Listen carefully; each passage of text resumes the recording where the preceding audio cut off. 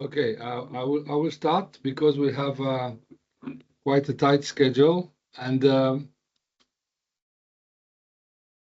we have quite a lot of presentations. So we start at 9 European time. Welcome to the training session 2 of the Innovation as a Service project. The topic of today's training is the human resources and personnel. I'm Andrei Mikhailovich from ADP ZID Montenegro. We are one of the members of the team that composed this training. So I will go quickly through the slides. Thanks to Luke, who provided these slides for me. So they were presented the last time. I extended it a little bit to suit this training. So I will quickly guide you through the introduction and then give the microphone to the first speaker. Some words for people who are joining us externally outside the project. What is the Innovation as a Service project for the Danube region? What do we do? The project is termed Innovation as a Service. It's about accelerated innovation and industrial transition. It's relevant to industrial, rural, and remote areas in the Danube region with low innovation capacity. The overall objectives of the project is to try to improve the innovation services by developing an integrated innovation service support. We call it an innovation node in each region, in each member or project partner. And this is envisaged through a synergy of different service providers that are complementing each other, and that is planned and created as something that can extend and go significantly beyond what the individual partners within their region can do on their own with their limited resources. We have typical challenges identified in these innovation environments, and some of them are in the slide, such as the skilled worker, the structural problems in the innovation ecosystem, the lack of risk culture, and so on. So the project, I won't go with much detail into this, but just to give you the layout of the project for the external partner, as I said, external joinees who are attending this call, we have the specific objectives, and we have the three work packages. The first work package is about trying to figure out what and how do we do things at the moment, what are our needs from a general point of view. And the second work package, which is relevant to this training, is to start building this transnational capacity building program for the professionals in Innovation as a Service project and part of the innovation node. And later on, we've just started this activity, we will do the pilot implementation. You go. So I won't go much into the explanation of the work packages. We are here now, which is the work package 2, and in the highlighted area, you can see a part of this activity on capacity building is the training that we are conducting now.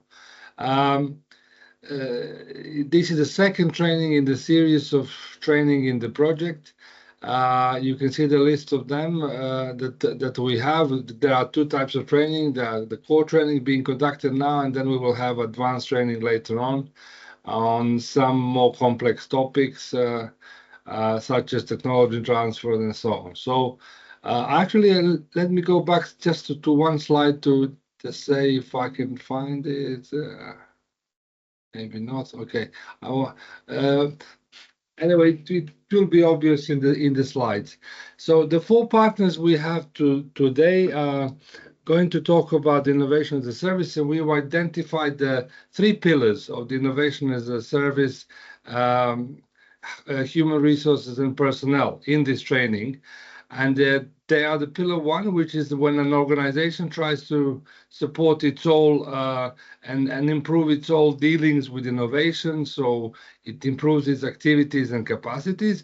The second one is trying to improve the innovators itself. So it's engaging and unlocking the full potential of the innovators. That's the pillar 2.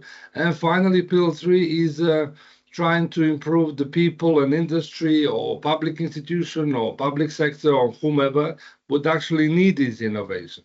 So these are the 3 pillars, the 3 angles on the developing of the HR and personnel towards the innovation. Towards innovation is the service objectives.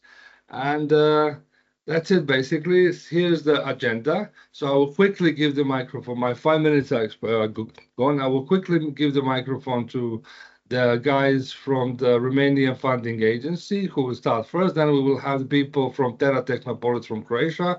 We will have the Austrian aid with the WS, the Austrian agency with presentation. And finally, we will have from ADPZ Montenegro, we will have the presentation from Professor Radovan Stojanovic on the topics you can see here.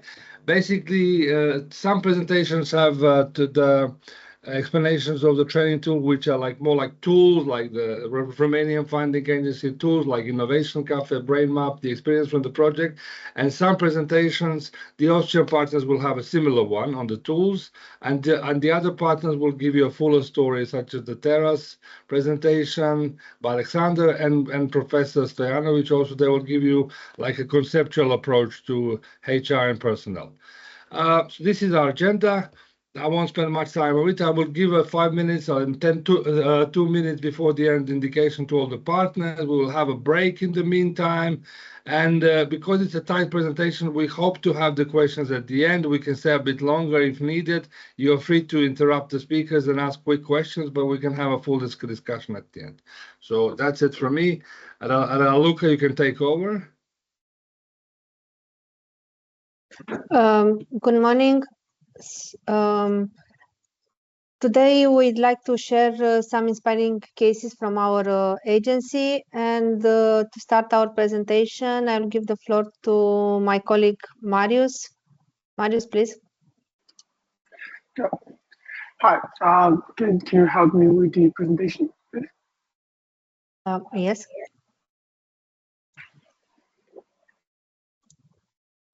It's okay? Yeah, it's great. I can see it. Thank you all for being here. Today we're going to talk a bit about building innovation communities together with my colleague Radovan Stojanovic. So I will give you a short overview on how we did it and how we actually looked at building innovation communities, and they will talk about the actual examples and use cases that we did. Just as an introduction, as I told you, we need to understand how it works and why we're going to do it and what is the actual impact. But before that, I think it's very important to look at the overall innovation ecosystem and how it actually works, because an innovation community is mainly a smaller ecosystem. And if you look at the innovation ecosystem, you'll see that we have at least 6 main pillars, where you have the policy side with government agencies and local administration. You have the funding side with public-private funding, and you have in the private part, you have the business angels, the venture capital, and the banks. In the public, usually we have some system of grants. And another good, great and interesting component where the innovation communities have great impact is on the innovation culture. And this is very important, and I will discuss a bit later about it. Another very, very important pillar is human capital, which is usually brought by knowledge providers like universities, research institutes, and the unseen side is the support infrastructure, where we have accelerator hubs and communities. Each innovation ecosystem is more defined by its markets. And if you are looking, you have the local market, which is in each of our countries or regions, and you also have the European and the international market. I apologize. Is it possible maybe to use headphones because sounds is very bad and it's very difficult to follow. Sorry to interrupt you, even from ADPZ. Yeah. So maybe it's okay to for everyone to follow you. Let me see. Just 1 second. I am using headphones, so let me. Is this better? I'm not quite sure. So I'm using headphones. Now it's okay. It's better a little bit. Yeah. Is it better? Great. So moving forward on the impact of innovation communities and why they are really, really important is that each innovation community creates demand. They're used to scale solutions, and the most important part is that they're building an innovation culture. And the biggest asset of innovation communities is actually solving complex challenges and creating trust, knowledge sharing, and also is an amazing source of creativity. And of course, can you go back, please? Okay, thank you. So I think that the most important power of communities is that they catalyze expertise around critical subject, so they therefore becoming engines of progress. And their main quality, they're able to create partnership through trust, and they're able to solve societal challenges. And as I told you earlier, we do have different innovation pillars, and the innovation communities is actually the glue, glue that actually keeps all these actors together, and they create trust between them, so they are able to actually work together. And there are two main critical resources that innovation communities have, and they're able to use to solve this problem. And they are the human capital and time or resilience. So you can solve any problems with these two, and you can gather a lot of resources around it. And my colleagues will talk later about the, can you go to the next slide, please? About the our examples. And of course, you have innovation communities that are around thematic subjects, like we have like in CDR Europe, which is a project that we have a community around corporate digital responsibility, and we have different other communities on gender equality. And we were able to build another community called M100 and capacities around smart cities and sustainable urban development, which are working to support the European mission on climate neutrality. And my colleagues will actually talk about some use cases in our portfolio, like Innovation Cafe, like Brainmet platform, and the Unite project working groups. But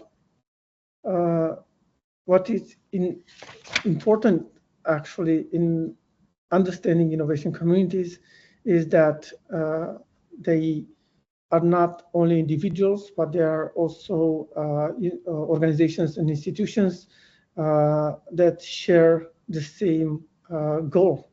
And by sharing the same goal, having different resources, they're able to find creative solutions to that. Looking back to our portfolio of projects, we'll see that the innovation community that we created were able to actually generate a lot of resources and problem solving around different subjects that the funding agency, in our case, had, from developing new funding instruments or to developing new policies around innovation, technology transfer, and entrepreneurship. Can you go to the next slide, please? Now, there are different models of cooperation, and this is just, let's say, a small comparison, but you'll see that you have collaboration which are around a common goal or a project, and you'll also have clusters that are around, let's say, a specific geography, and you have innovation communities that are not bound on this, but they are bound on the idea that they can solve different issues using their inside expertise. And of course, there are different type of structures and focus, but the most important part is the type of collaboration.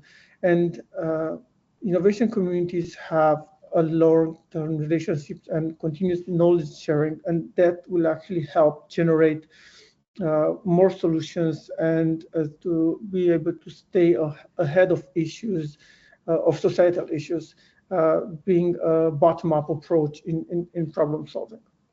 Go to the next slide, please. Now, what is see the key characteristics of successful innovation communities, and we actually wrote down a few of them, and it's about the capacity and the openness and inclusivity that you are able to bring together all the involved stakeholders, including if they are competitors in the same area, to be able to share knowledge. Based on that, we saw that all this collaboration will create enough trust, and people will adapt and will definitely try to solve the issue and will try to put aside all other things. Now, definitely an innovation community needs a clear purpose and shared goals, so that then all the actors, even if they are institutional actors or government or other organizations, will be able to put resources in order to solve the project. So the purpose and the shared goals are really, really important. Another let's say asset of the innovation community is that it's able to use tools, to share tools in order to solve different issues. Now, there's due to the geopolitical, situation nowadays, the research security is one of the most, let's say, important subject that popped up in the last, say, 2 years or so. And I saw that there are a lot of innovation communities around Europe that are trying to look at research security as an issue from different point of views. And that generated a lot of solutions and understanding around this subject. Oh, thank you. Can you? Okay, so this was like a short overview of the innovation community and how they work. And my colleagues will take over and talk about the use cases that we actually have in our agency. Thank you.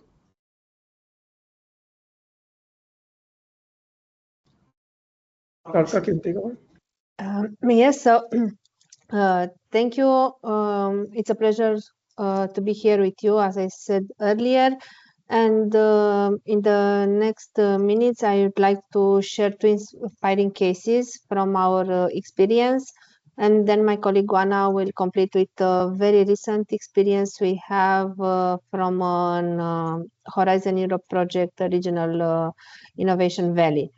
But first of all, I would like to present you the Innovation Cafe and the BrainMap platform, which are examples of how stakeholder engagement can transform local and regional innovation landscape, not just in Romania, but at the interregional level.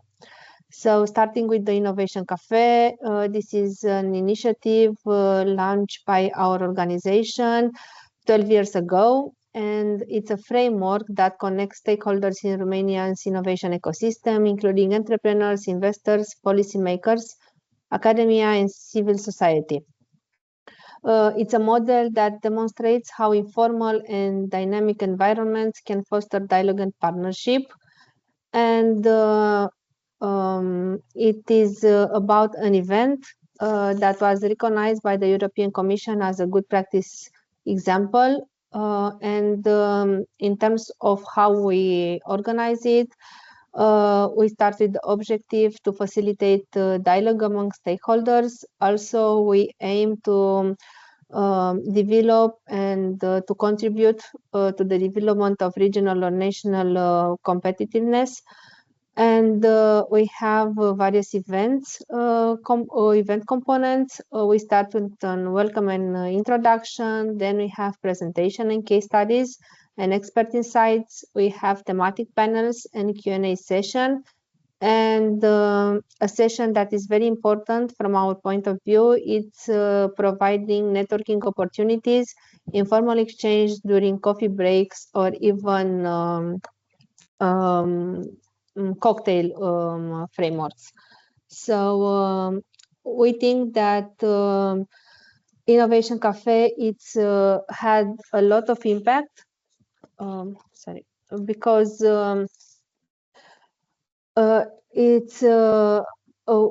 we succeeded to have broad stakeholder engagement. We have more than 1,000 participants from various sectors, from academia, civil society, and industry, that have participated in our events, sharing insights and building trust within the innovation ecosystem. It's a flexible and inclusive format, from targeted case studies presentation to thematic discussion panel and Q&A session. The Innovation Cafe created opportunities for dialogue, and participants live with some action, very concrete action in mind, and connection rather than just ideas. And we think this is very important in order to solve concrete issues and challenges. And it's a model that had a proven impact because its success is evident. It inspired a lot of studies at the EU level. The policy support facility activity, but also a lot of national studies like Romanian entrepreneurship ecosystem analysis. And it inspired dialogue for key initiatives like the Leaders in Innovation Fellowship program by the UK Royal Academy of Engineering, and provided valuable policy recommendations shaping Romania's innovation strategies. We think that our model is replicable because we have some lessons learned, and these are focused on how inclusivity matters, because it's very important to create a space where we have diverse voices that can be heard, and this can lead to holistic solutions. We have this trust that Marius mentioned earlier, because regular events ensure that participants see value in returning, and we have relevance that conduct to engagement, because we have discussion about current challenges which are of our interest. We think that it's very important that Innovation Cafe create a space that connects participants both online and offline, because during COVID time, for example, we had some online examples, and in this manner we succeeded in staying in contact with our main stakeholders. In terms of our two second case studies, it's the BrainMap platform. It's also a platform that was developed by our organization. It was launched in 2016 as a tool for evaluating research projects, but now it's an online community of innovators, researchers, entrepreneurs, policymakers, and investors. We can say that it's one of the Romanian largest innovation platforms because it has more than 64,000 users. And this is a very apart platform because it's user-centric design. It offers a tailored future for community. It was updated based on community feedback, and this ensures it remains relevant and aligned with the changing needs of the users. And it's very important that we had succeeded to have global collaboration because we have on the platform both Romanian and international experts. And in this way, we can bridge the territorial gaps, and we can create an interconnected innovation ecosystem. The initial launch was focused on transparent evaluation processes for founding research projects. Then we have new features for collaboration and knowledge sharing based on user experience. And in order to develop such a platform, we needed human resources, of course, for development, support, and maintenance of the platform. We need funding that was mainly from European sources.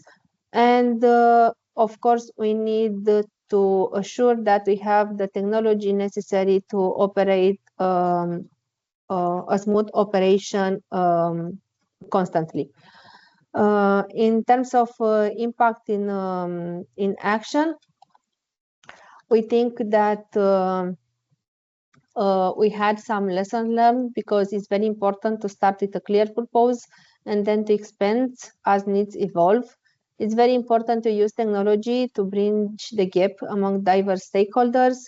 It's very important to use the feedback of the participants and to improve the platform or the way in which the community operates. It's important to have a user-friendly engagement.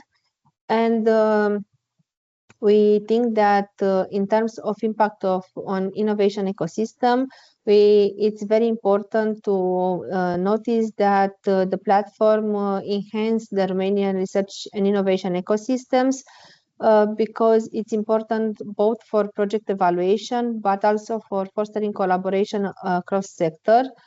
We have a lot of Romanian and international experts connected. We have improved transparency in research project evaluation. We have facilitated collaboration and resource access with the research and innovation communities, and we have contributed to strengthening the Romanian's innovation ecosystem. And we think that it's a model that can be adaptable to various organizational and ecosystem needs, that can foster collaboration, accessibility, and inclusivity to build a successful innovation ecosystem.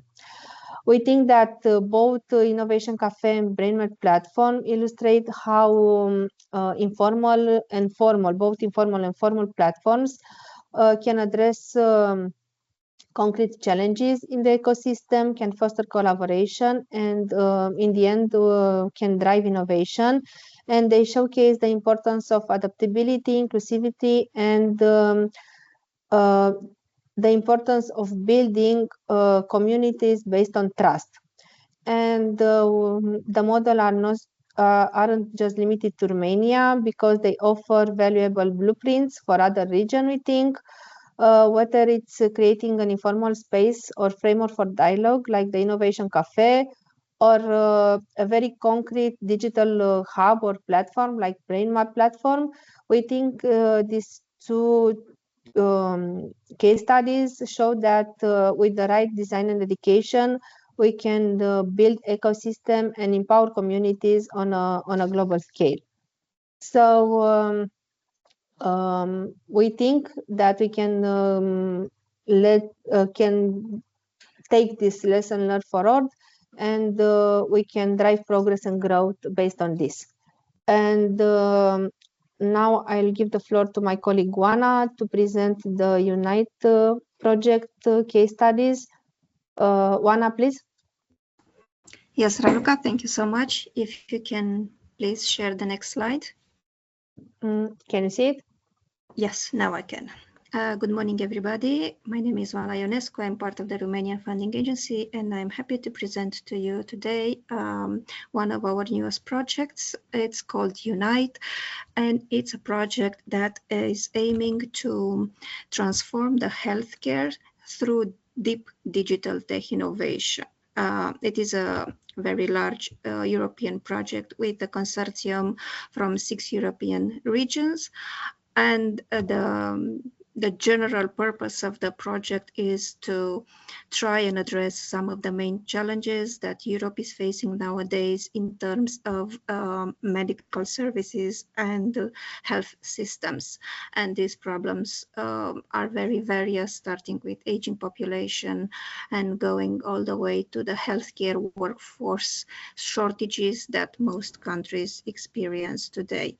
And all these challenges are affecting and impacting in a negative way the health ecosystem in Europe, and they need, of course, very innovative solutions and as quickly as possible. So this is where the technical part is coming to try and address some of these problems. So the project started last autumn. It's new.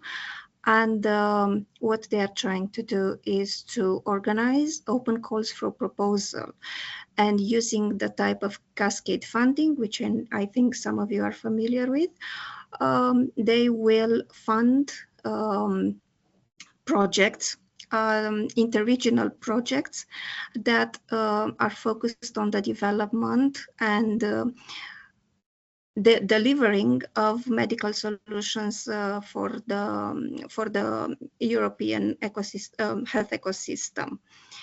What is important is in these calls, the consortium will support as many startups and SMEs and scales up as possible, because we think that besides large companies, there is a very high potential of innovation and medical discovery in the startups, in the younger, let's say, generation of companies that are emerging on the market. Of course, in this between these European regions, there are different levels of maturity in terms of medical healthcare and innovation. So this project will also try to bridge some of these innovation gaps and overall to enhance the Europe's global competitiveness and try to secure an equal access to healthcare for European citizens. The project has quite a large budget, 20 million euros, and more than half of it will be dedicated to these proposal calls that I have mentioned above.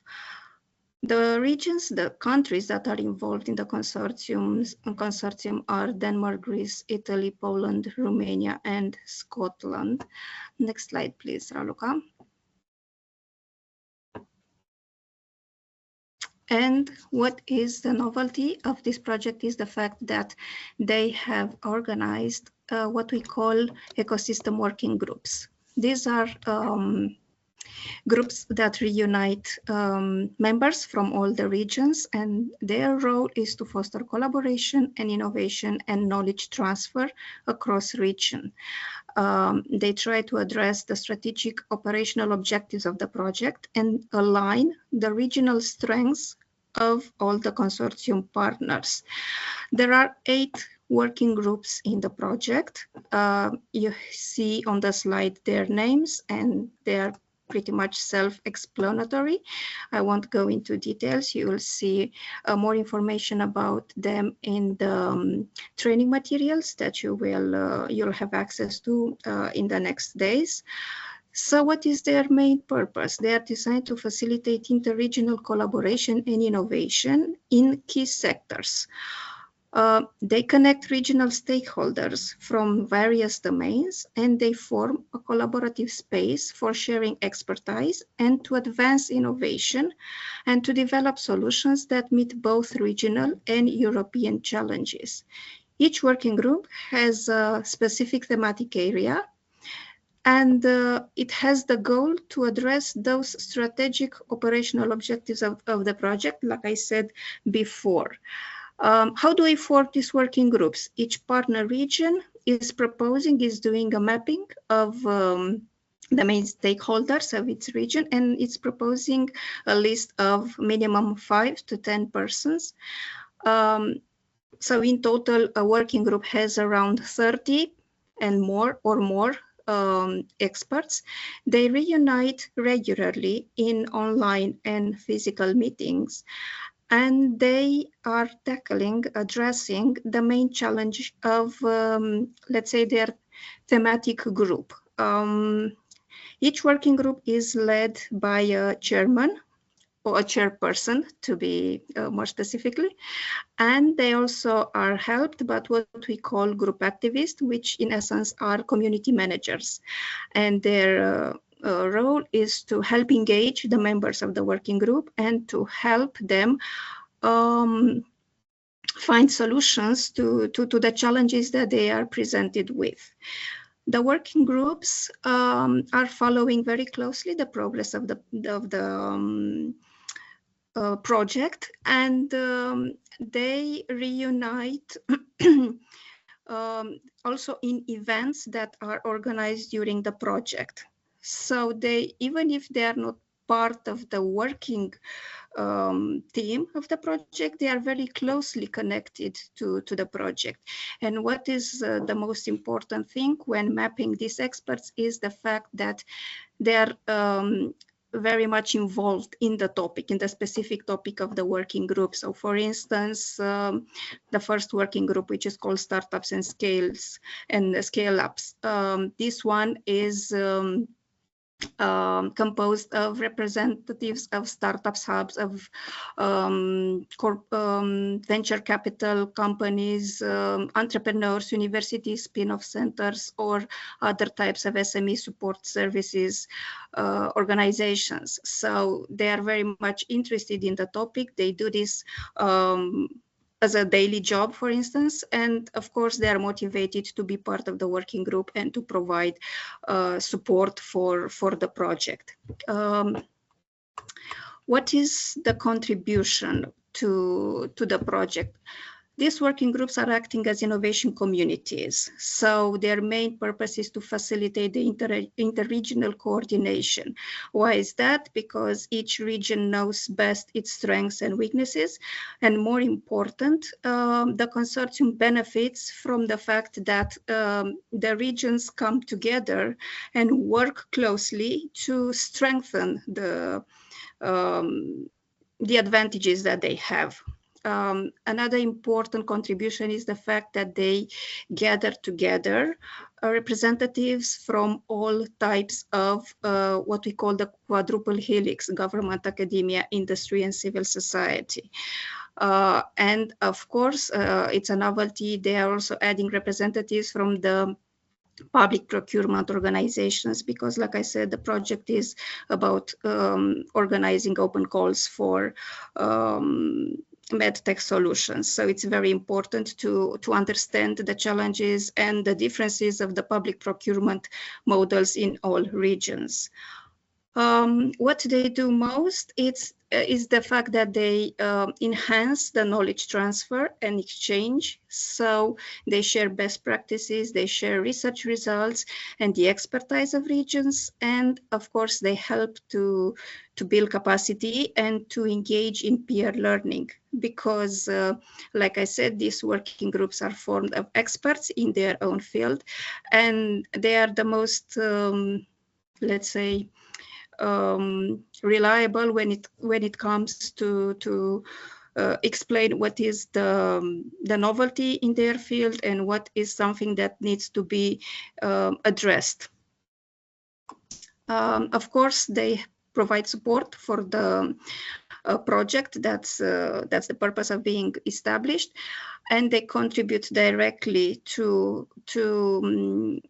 have the results that we expect and we want at the end of the project. They offer advice on technical assessments, they facilitate the project, the proposal development, and overall they have a very strong role in the successful execution of the project.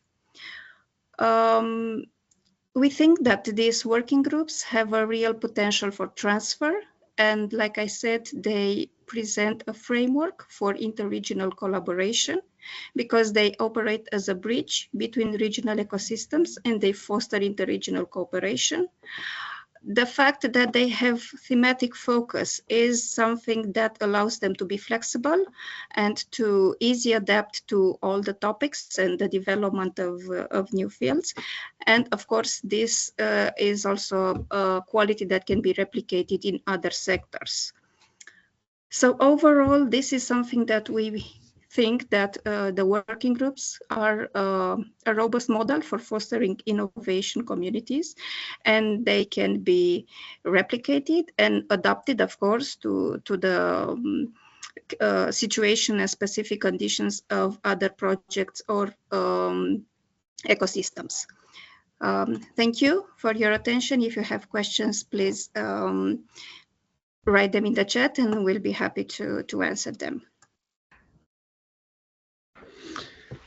Okay, so just to sum up our presentation so far, so definitely collaboration is key to innovation and to create trust, to give enough say room for people to experiment and to be able to create solutions to any issues around the subject. And my colleagues presented 3 totally different examples of innovation communities and where they actually created impact. And definitely we have the Innovation Cafe, which was a great example of creating a framework for dialogue and idea exchange. We have BrainMap, which is a totally different approach on creating an online community around researchers, innovations, and entrepreneurs. And then, of course, we have the Unite project that actually is hands-on funding to solve different, let's say, future challenges on medtech scene. And all of these were created through the power of communities. And again, I think I need to stress the collective power that it's let's say a key to create impact and to have resilience, and as I said earlier, to have the human resources and time needed to solve different issues. I think these are the main key takeaways that we would like to leave you with. And if you have any questions for us, I think that now it's a good time to answer them. I think Borut had the question. It's in the chat. Also gave it 10 minutes without interrupting you. It's in the chat, so because they. Okay, so Innovation Cafe, the duration of the event, how frequently once a year, once in 6 months. So when we started this kind of event, we did it twice a year, and it was because we were generating the ideas that we wanted to discuss it. But after that, can you hear me? Yeah, okay. So after that, we started getting questions from our stakeholders, and we started creating different Innovation Cafe based on those questions. And it wasn't just twice a year, it was on request based.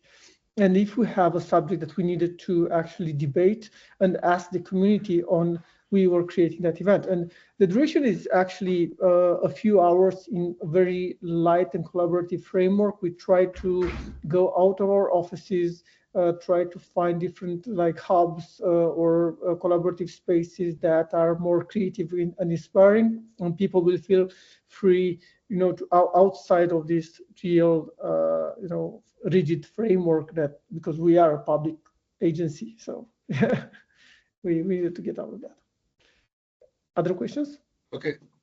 Yeah. Rather than putting it on the chat, maybe I can ask like this. I just Surely, want, yeah. yeah. For you as the agent, the funding agency, what particularly have you? How did you improve through? Because my question is also mostly on the innovation cafe. It's really interesting.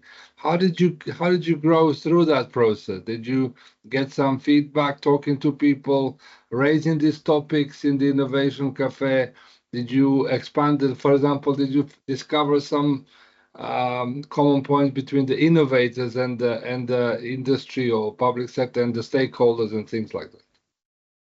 Yeah, so I think the most important part that we actually did was to take all that feedback and implement it back in our funding instruments and our future funding instruments. So once we understand their need, we were able to translate that into our funding instruments. And that created a lot of trust between us and the community because their voices were heard. And then they actually came up with other ideas for us. And I think this is how it works. So once we had, and what is very important is that the Innovation Cafe were not like, you know, presentation types of events. There were panel types of events where people discussed different topics and everybody was involved in the discussion. So it was not something that was presented to them, but it's more about a communication type event. So it was important to be a small one. And that was a challenge because after a few events, we had so many people that wanted to attend them.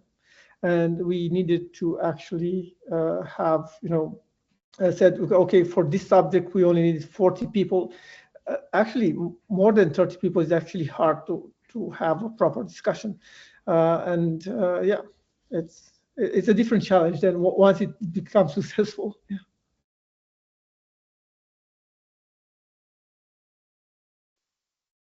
Okay, so are there more questions we can ask like this from the people in the training?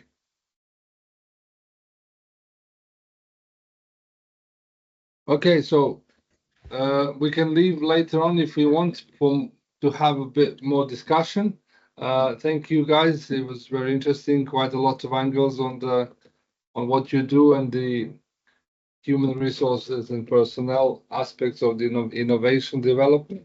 So we are right on schedule, which is good. So without much ado, I can just call Alexander from Terra to take the microphone and. Hi. Okay. Thank you, Andrei. Let me see if I can share this.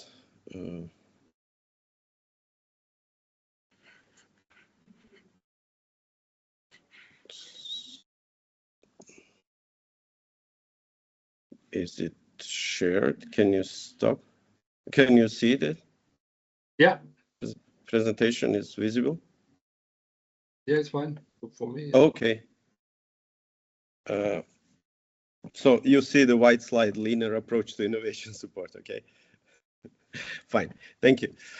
So hi everyone, my name is Alexander Kovac, and today I'll be presenting this lecture on linear approach to innovation support. I'm an expert associate at Terra Technopolis in Osijek, Croatia. Terra is a business support organization founded by the Osijek-Baranja County, City of Osijek, and University of Osijek. We are a self-supported organization. We are focusing on technology transfer, digitalization, and providing business support to SMEs.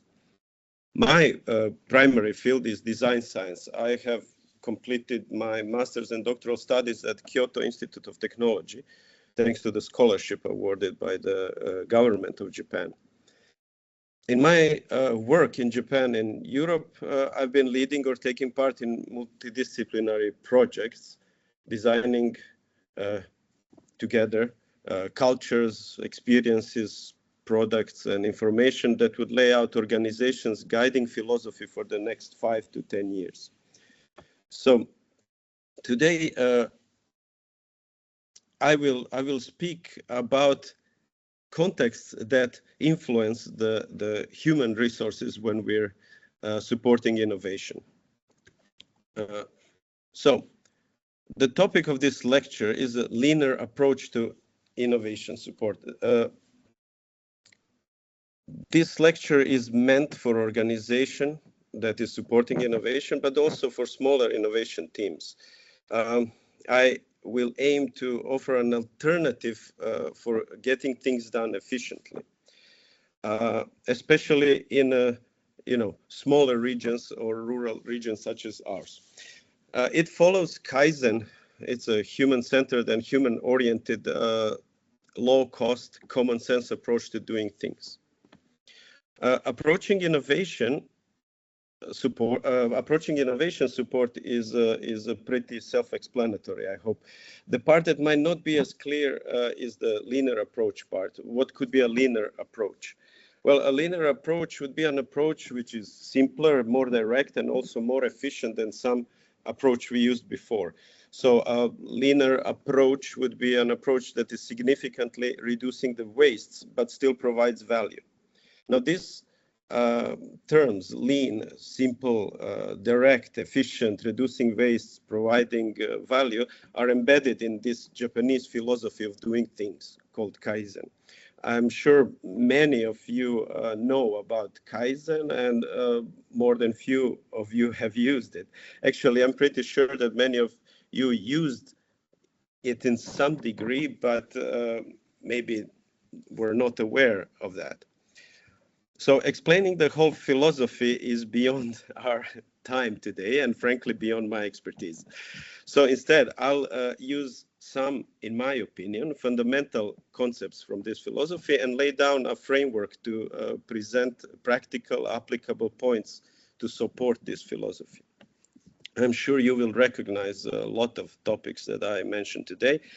Also, I'm sure that many topics will seem simple, maybe even trivial, but that is good. That's exactly what I want to accomplish. As you'll see, they're meant to be simple and trivial.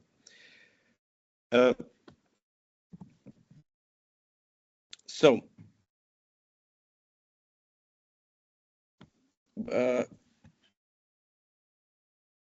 before we go deeper in Kaizen, let's step back and talk about the reasons, the need for a linear approach to innovation support. Innovation support organizations, like other organizations, they solve things and increase their efficiency by streamlining, rationalizing, and formalizing their operations. They will formalize their organizational structure, for example. They will streamline their processes and tools, and so on. So the goal there is to achieve a successful repeatability and optimize the use of their resources at the same time. A simplified diagram is on the left. But now, if we look at the innovative or innovation projects, on the other hand, they're nothing like that. They are leapy. They're, successful innovative projects solve things by applying non-standard, lateral, out-of-the-box thinking. They have creative flows, creative skips and leaps, and innovative or innovation projects approach solutions in a unique way, which is precisely what makes them innovative, right?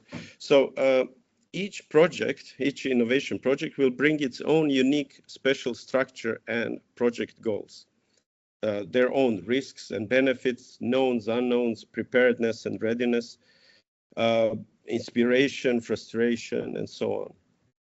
So this specific uniqueness that the innovation projects bring is actually a problem for support organizations that support innovation and that are streamlined.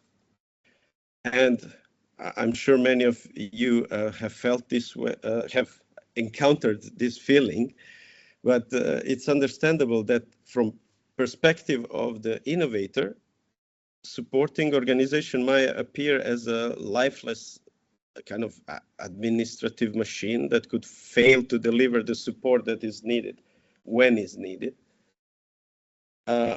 And likewise, from the perspective of the support organization, the innovation project might appear to be disorganized, badly prepared, messy dreamers, you know, with their heads in the clouds and so on.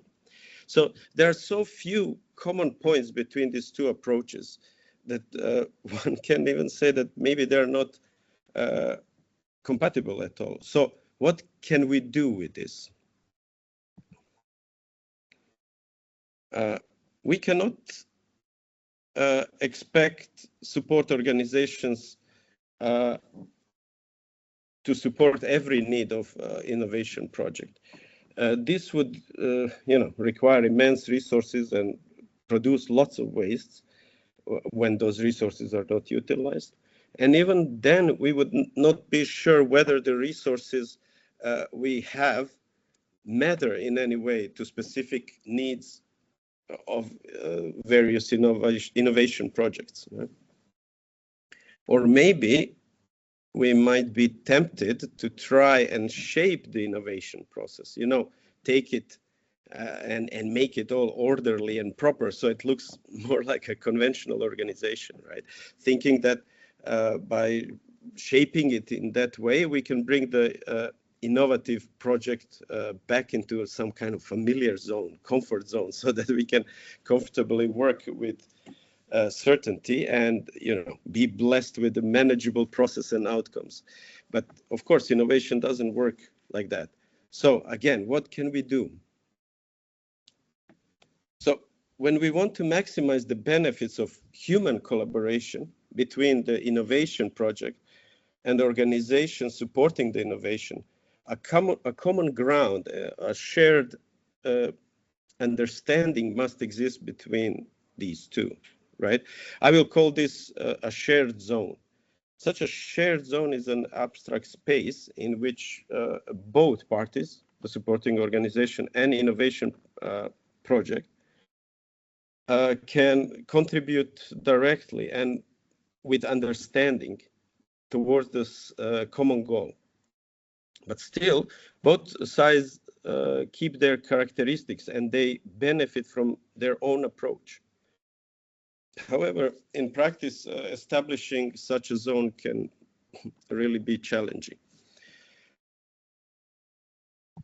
So the key question is, what can we do? Working in Japan for quite well-established corporations, I would often hear, we have the know-how and we have the production power and we have access to materials, we have the market presence. But the big question is, what can we do with it?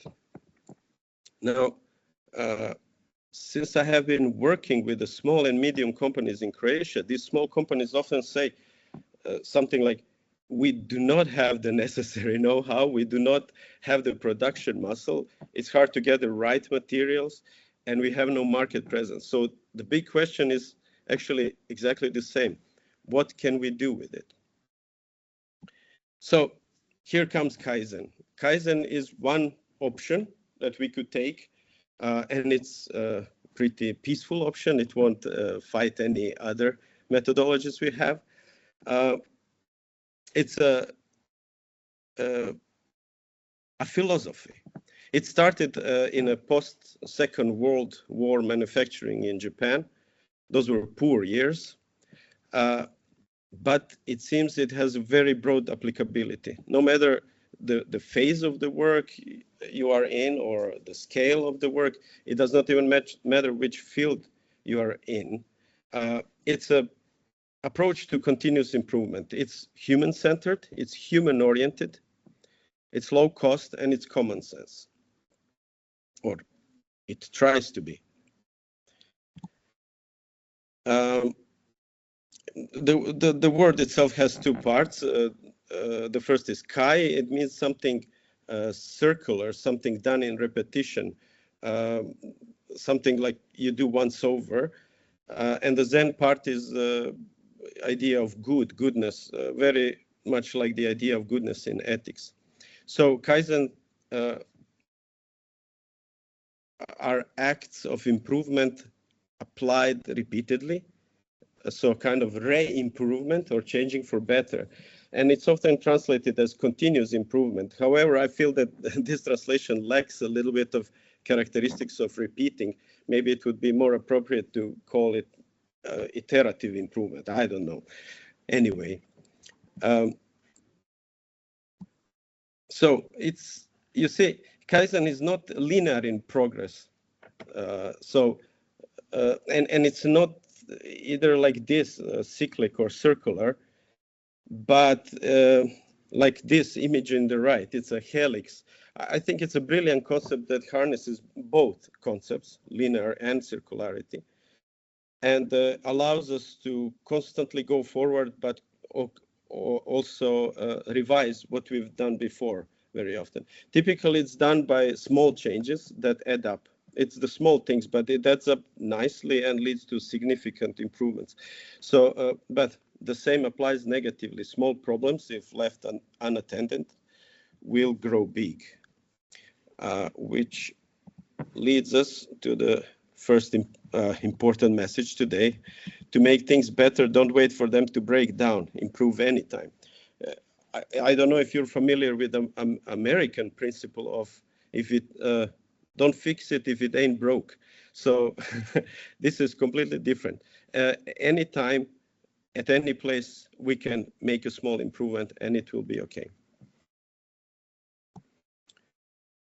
The very important concepts in this are concepts of value and waste. Value is considered anything that the end user considers worth paying for. That's value. And when we say user is paying for, that does not mean only money.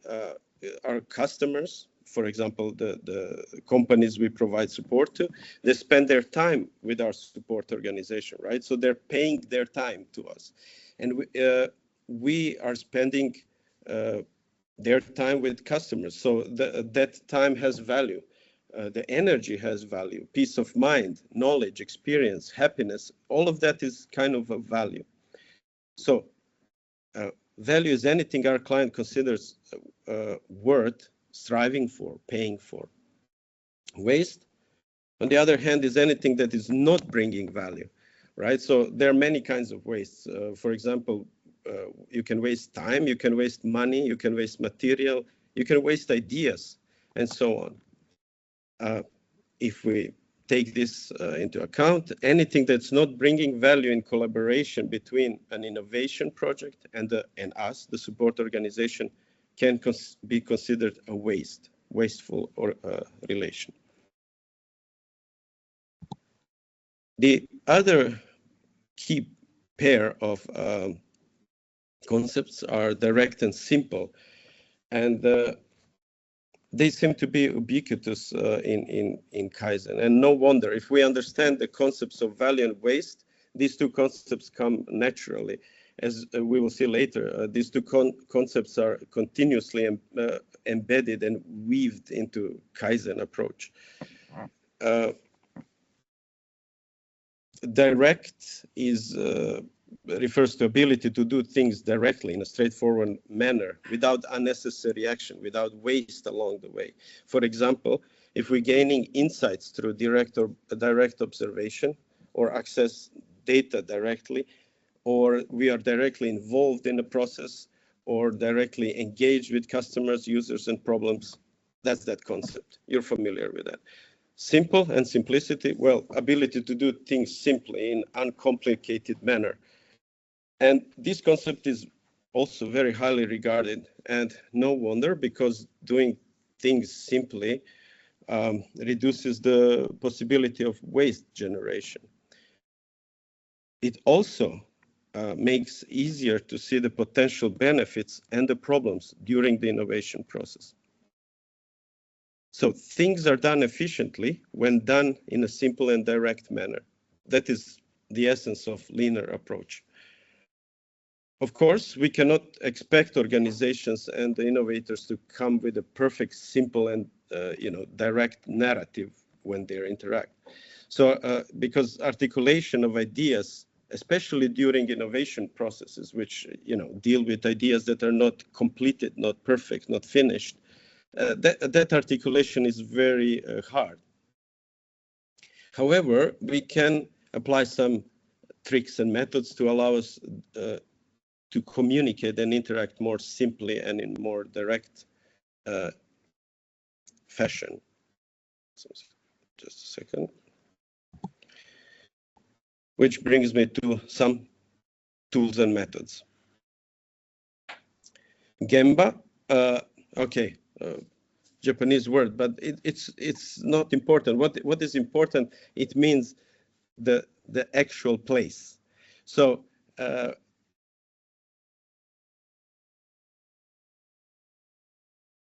of the event where some things are happening with your team, and it demonstrates the power of this simple method through direct observation and direct engagement. Through direct observation, we are able to catch and process a huge number of small points of improvement. Doing it daily or twice a week is especially beneficial, and these small things always add up nicely. In the field of innovation, this Gemba walk or going to the actual place might be actually a walk to your development lab or the place where our target users are, or the production place, or to daily creative meetings, experimentation, prototyping, and so on. So this kind of direct observation leads to deeper understanding. The whole team starts sharing the deeper understanding of the process. And that's beneficial for both supporting organization and innovation project. That allows us to start communicating in that shared zone more easily. It also involves team. It empowers them. It recognizes their superpowers. Also, it provides opportunity for frustrations and inspirations to come out, and those are huge drivers for innovation. And it develops culture of empowerment and contribution. The anti-patterns are things that we do when we're facing common problems, things that we commonly do when we're facing common problems, but that are not beneficial or maybe are counterproductive, would be, instead of doing this daily check in person, would be to sit in the office and try to communicate virtually ideas or problems, because if we're doing that, we will inevitably have to remove a lot of information that we can experience only in person.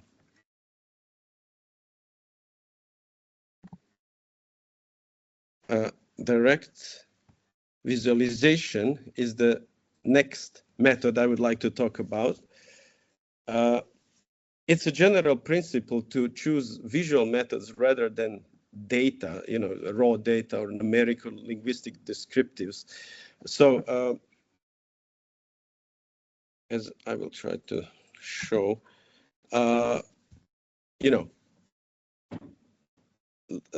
capture moments in the photos and use them as idea carriers to exchange. And this is very common method. Sometimes it's called a JK method or a card game or whatever. But the thing, the emphasis here is to use visual methods. As you can see, drawing and capturing ideas this way is much richer than any kind of digitalized databases that have lots of data, but that are not so direct and simple to experience. So in supporting innovation projects, ensuring that we provide or teach them how to do this is very beneficial. You can also use these fast methods such as paper prototypes, rapid prototypes, or acting out to accomplish the same thing. I will move on to the next principle. It's the principle of lean tools, and that means use simpler, more direct tools. When we're communicating, we've noticed that communication using chat and forums, I mean, if we're not in person, is beneficial. Splitting online communication on many platforms, as we all know, is not useful. So we are trying to keep it simple. And when communicating, of course, trivial thing, focusing on topic is very good. But surprisingly, many innovation projects and their team members drift easily into laterally into other topics, because that's how they do things, that's how they innovate, and that is not good in the interaction between the supporting organization and innovation team. So we try to form this communication in this way, to focus on topic, have topical meetings or a lot of time for certain topics, so that we can keep it clear. Of course, writing down everything on the side is good, and if a new topic arises that is important for the project, document that and allot time for it later, right? Another important thing in using these lean tools is to use to lose the social cues. Now, what I mean by that, whenever we interact socially as humans, we assign consciously or unconsciously some social cues to our conversation partners or meeting partners. We might recognize someone as a boss and someone as more experienced than us, or someone as less experienced than us, and that establishes a certain ad hoc culture in our communication, which we find to be detrimental, not good for innovation and supporting innovation. So it is good to have this principle of reduced social cues during the meetings and when we're collaborating on or supporting innovation projects, where we do not modify how we talk, or we don't wrap anything in a nice paper just because we're talking to a boss or we're talking to someone who is older than us. It's important that we keep the communication open, and of course there are some rules to this game. We cannot do everything this way. When we talk, we have to talk in a lean fashion too, and basically focus on facts and data. Facts win all the time.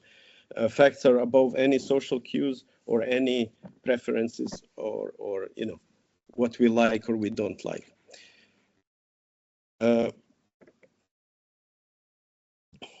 Just a second. Another regarding the lean tools, another anti-pattern, I think that we commonly do, and it's not useful, is trying to use those huge project management tools like digital tools or like huge processing digital databases and such during the innovation phase. Of course, there are situations and when those tools are just necessary, but during the creative and innovative phases and during the process of core innovation, we notice that those tools are cumbersome. They are very seductive. I admit, every fancy approach and any methodology, any way of doing things that we have ever heard gets very quickly built into these digital tools. And, we are left with the feeling of this thing can do anything. All is in there. And these tools are godsend applied in established organizations, but applied in these idiosyncratic environments of innovation, we see that those tools are cumbersome. And pretty soon, we notice more time is spent wrestling with such tools to bend it to our specific needs, of the specific innovation project, than actually using it. We see that when given such a complicated tool or a digital platform for managing projects, team members start to use first, secretly on the side, alternative tools to work with the project, maybe some other tools that they're more familiar with or they're easier to them or so on. And then they because of at that moment we see data disparity. There is some data and knowledge accumulated on our digital super platform, and then there are some notes and knowledge accumulated in individual notes by team members. We see that they start wasting time transferring and that information and data and activities between those tools, and it becomes like onion layers, on top of your super tool that supposedly was to do everything. And very quickly, the shortcomings of this approach become obvious. The data disparity, of course, and fragmentation of knowledge in the innovation project, and especially disparity of knowledge between the support organization and innovation project. We have problems with interchangeable formats in both digital and human readable sense, and quickly the waste is obvious, wasting time to find the right information. Oh, where was it? Is it on this tool or that tool? And to establish which piece of information is the latest or most valuable. It's hard to consolidate knowledge, to perform analysis, and so on. So keeping lean in tools is important. Lean tools, such as pen and paper or simple text files or a flat file organization might not be best for all specific projects in innovation, but being a master at a good simple tool set will be very applicable and widely applicable, and will carry very little or no additional overhead when applied from one innovation projects to the other, and so on.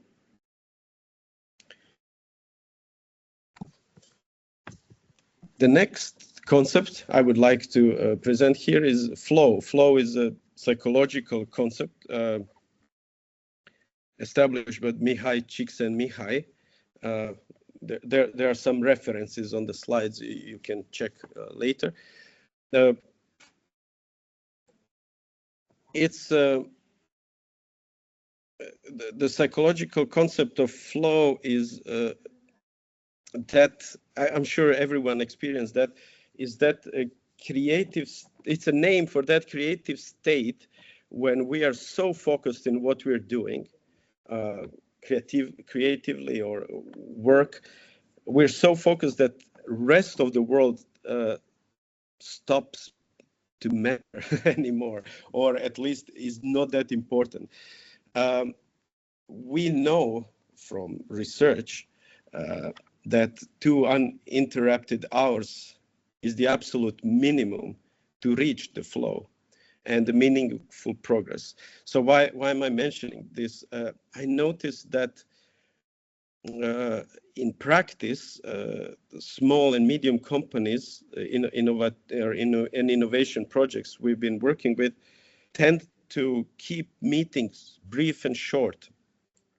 And even their creative meetings are brief and short. And that is something that does not give the optimal results. In such a short time, we don't have time to launch the idea or launch the issue we have noticed or something and get feedback and work on the matter in a meaningful way. Of course. Alexander, can I just yes? interrupt? I'm really sorry. There's 9 minutes left, but the reason is for interruption is not because of that. It's because you have the questions, so maybe you can, yes, in order please. to run out of time, you can see the questions and find a way to answer before the time runs out. So we are really effective. Sorry for that. Okay. There's a question by Christina. So. Culture, since they have, okay. Christina, thank you. I can imagine that losing social cues is especially important in the Japanese culture since they have many rules around the respect of age and other kinds of status. Do you think in Europe we have special need to lose social cues in the work environment? Yes, certainly. We are just not aware of it. We have very strong. I'm sorry, I'm getting echo. Is anyone else? Is it? In Europe, we also have these strong cultural structures, although we are complaining that we're losing them. But yeah, we do. It is people will make this kind of up and down relations with other people based on what they know, what they don't know, or how inclined they are to base their opinions on facts and truth and so on. So yes, it's important. Maybe it's not obvious, but once you train yourself to see these changes in social cues that people take ad hoc. For example, go with your colleague and go through different contexts. Maybe go to the university, then go to colleague and talk to third person. To cafe and talk to third person, and then go to a company and talk with that colleague with the third person. You might see your colleague changing a little bit through these interactions. So yeah, once you start training that, you will training yourself, you'll see that there is a need in Europe. Okay, can I continue? Does this answer in any way? Yes, please. Yes. Thank you. Okay, so I will just mention about the flow, that for innovative teams, flow is something to stick, to stick to when attempting to make a meaningful progress, and think about these durations. For us, whose job is to provide support for innovation processes, it is something to teach them, and keep in mind that when we are organizing workshops, spaces, and so on. Okay, I will just address the places of innovation, and then we are, I think, finishing. So, space versus the place. Famous quote from Ehud One is, what begins as undifferentiated space becomes place as we get to know it better and know it with value. So space is abstract, physical, measurable. Place, on the other hand, is a space in which we find meaning deeper than just physical measurement. The deeper meaning could be emotional, like belonging, or functional, deducting shelter, and so on. So when supporting organizations provide spaces for innovation projects, this is something to think about. How can these empty spaces, or just factual spaces, become places for innovations of them, both in real and virtual contexts? So very often we see this as a suggested place of innovation. It's a playroom. This space is supposed to bring back the playfulness, that's lacking in offices. We have these spaces since the Silicon Valley companies decided to do it so in the last century. But we have to know why they made it this way, because the other alternative was this, you know. So when you see this, you know that, sorry, this is actually an emergency room to save whatever the humanity in people is left after these spaces. An interesting fact, these playground spaces are not that innovative at all. And we have solid research showing that. There is a reference on the bottom of the slide. And actually chatting next to a water tank proved to be more productive in the sense of innovation than all of these fancy spaces. So could this be our, innovative space, like a conference room? Well, it's definitely a place. It has some other meaning to it, but not the one to do innovation in. No one is at home here. You know, this place is filled with ideas of maybe hierarchy or negotiations, tug of war.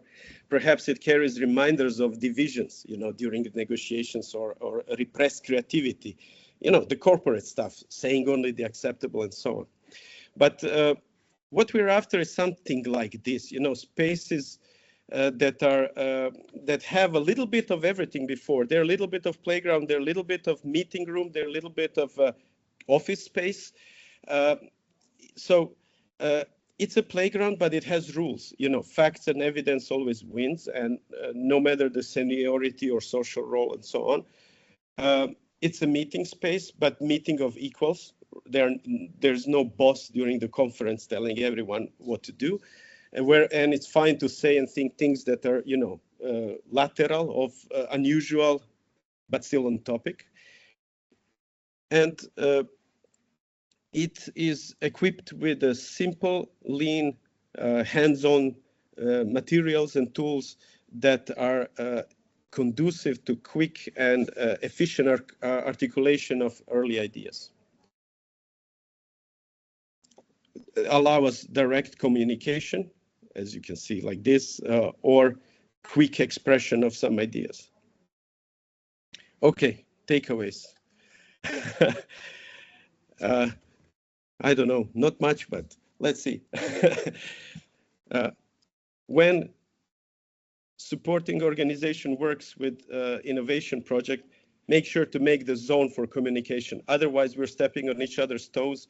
We will talk different languages, metaphorically, and we will continuously be in a state of, oh, they don't understand us, we don't understand them. So that zone for communication is important. And that zone is made possible if we keep it simple. If we start small and grow our own ways how to do it, and continuously observe. Of course, us as supporting organizations, we observe the needs of the innovation projects and make small improvements. And we use tools that all can use to articulate themselves. And of course, for those tools and methods that we use, you know, keep your ties loose. Don't you know, stick to them by all means. If something comes up better, you know, that's okay. That's Kaizen. And I don't know, Andre, do I have a little bit of time left? There is a minute left, but we kind of have a few minutes for ourselves before the break, so we can ask questions. Maybe if you can finish up. Okay. So there's 3 minutes left before the break.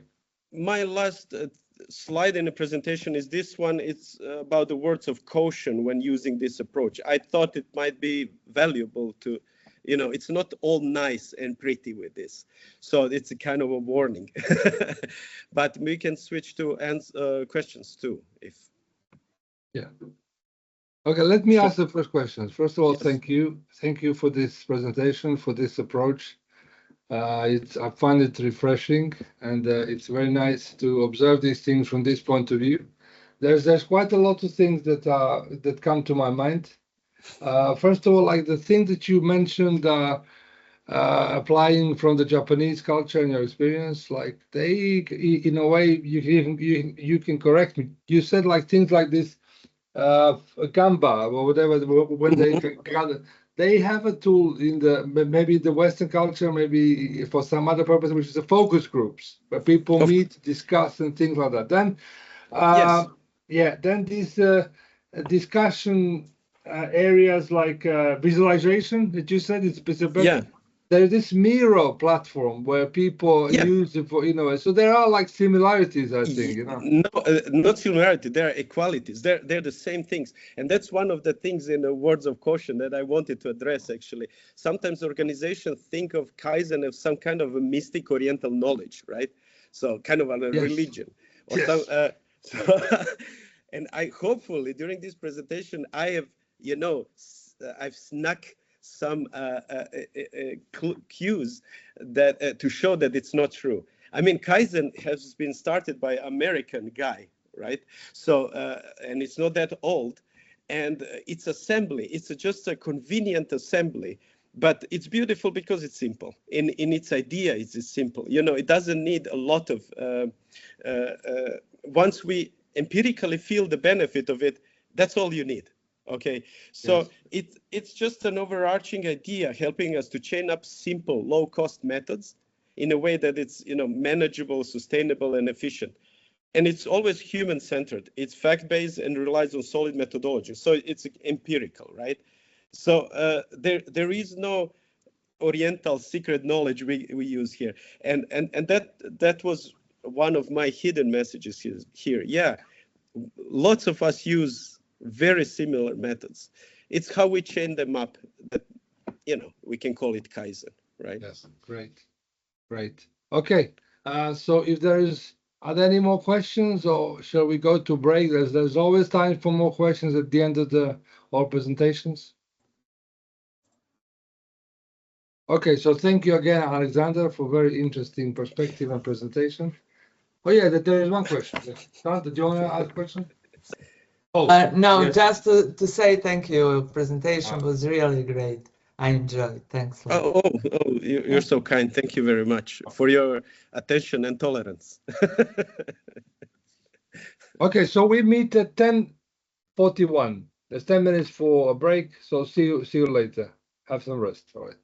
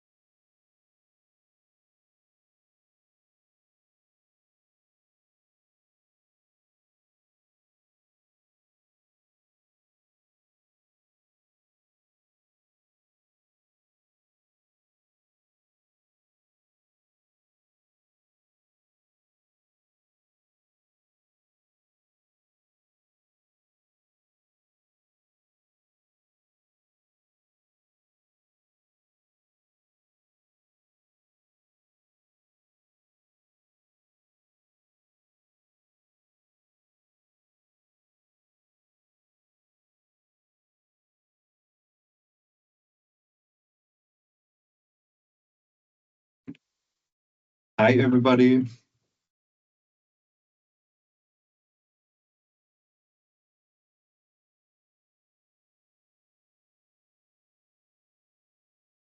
Hi there. Hi there. We can hear you. Just a few minutes, and then we can join. Perfect. Thank you. I right. just wanted to know if you can hear me. Good to know. Christina already said that you have a short break. Yes, So good to know you're here. Yeah, great. See you in a minute or two. See you.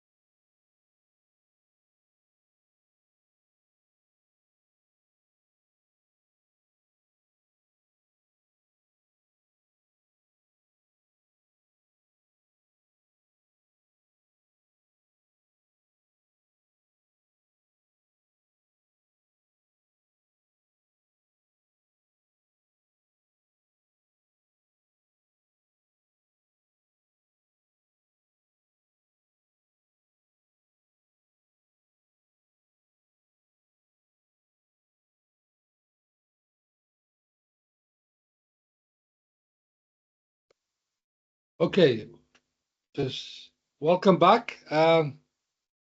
We have the next two presentations. The first one is by our partners from Austria. So I won't talk much. I just want to say that the first part of the presentation we had discussion. We had the presentation by Romanian funding agency on the tools applied, and then we had a more theoretical presentation by Alexander. We'll do a similar approach here. So the colleagues from the Austria will show us some of the tools they use for developing the human resources and personnel, and then we'll go to conceptual presentation by Professor Stojanovic. So, Bernard, Christina, the microphone is yours. So, perfect. Thank you very much. Can you see me? I guess you can see me. Perfect. yes. And you can hear me. Wonderful. I'm going to share my screen. Wait a second. Here we go. So can you see the presentation? I guess so. Wonderful, perfect. So thank you very much. Today I'm going to present the use case of our AI Open Information Day. So let me kick off by saying a few things about me. That's me. Obviously, my name is Bernhard Krautschneider. I'm Deputy CIO of the Austria Wirtschaftsservice. So basically what you should know about me is that I'm an IT guy, so whenever I get too technical, please stop me and wave and kind of. I'm not shy, so also if there are any questions, please just ask. So what you also should know about me is that I do love technology and especially the human aspect of digitalization. So when I really love the interface in between when technology meets people. And I'm working roughly a little more than 20 years in the industry, and I worked for an.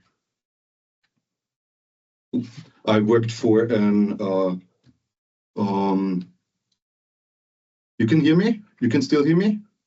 Yeah, it's fine. Absolutely fine. Wonderful. So I worked for a mobile communications company, worked for Red Bull, the Austrian Railway, and since 6.5 years for the Austria Wirtschaftsservice.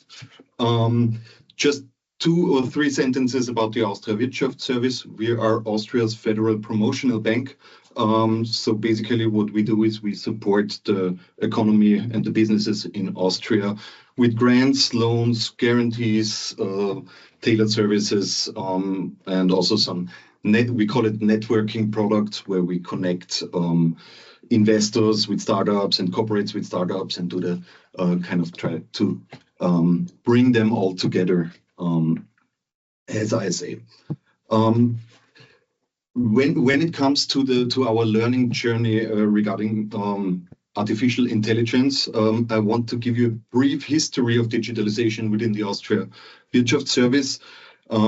So basically, as you can imagine, we are not all of us are digital natives. So we have people that work for more than 20 years within the company, and there are a lot of people that are quite new, and we have this very interesting duality between fresh people, digital natives, and non-digital natives. So a few years ago, in 2017, just before I came to the company, they started off a digital strategy called Digital Change, which really aimed at bringing all those people together and embracing and try to focusing on digitalization. Basically, they had a lot of tools back then that were quite interesting, but long story short, this was a very good ground when the COVID-19 pandemic hit us, because we had to deal with a lot of growth and scaling, and we had to somehow ramp up all of our services. So since back then, since this core strategy, which was one of 4 core strategies within the company, so it was quite prominent here in Austria Wirtschaftsservice, we completely focused on the value of digitalization. So all of our products are digital. There is no more paper when it comes to loans, guarantees, and stuff like that. And this really was a very good starting point for the current learning journey. So as all of you in 2022, the big AI wave hit us, and what you see here is a chart of Google Trends. So it really kicked off with ChatGPT, although on the whole machine learning and AI topic had been around for a while. So what we try to do is to really anticipate it, and we really try to ride that wave that hit us back in 2022. So what we did was the first step was we tried to establish some kind of AI task force. So at least that's what we call the task force. And basically this was to somehow govern and steer the whole learning journey within the company. So this is all about AI in this case. And the AI task force in our terms is basically a cross-functional team, a very small team, across all the levels of hierarchy within the Austria Wirtschaftsservice. So in the middle there is, for example, Bernhard Sagmeister, who is our CEO, and he in person he participates in all the task force meetings. So there are 2 key factors why I'm telling you about this task force. One of them is it was a success factor for us to have the management buy-in and to have like the backing of the management. And the second one is to have a small compact team to kick off the whole strategy towards that trend and that topic of AI. So we call this two pizza teams. I don't know if you know the term. I think Amazon invented the term. So basically the team is not bigger and you can feed all of the members within the team with two pizzas. So that's why we are only 6 people within the task force to keep it flexible and dynamic. So what we did was we laid out a strategy, and the first step within the whole learning journey was to somehow get a feeling of how big AI was at that point in time within the company. So what we really tried to do is we tried to answer a few questions about the whole organization.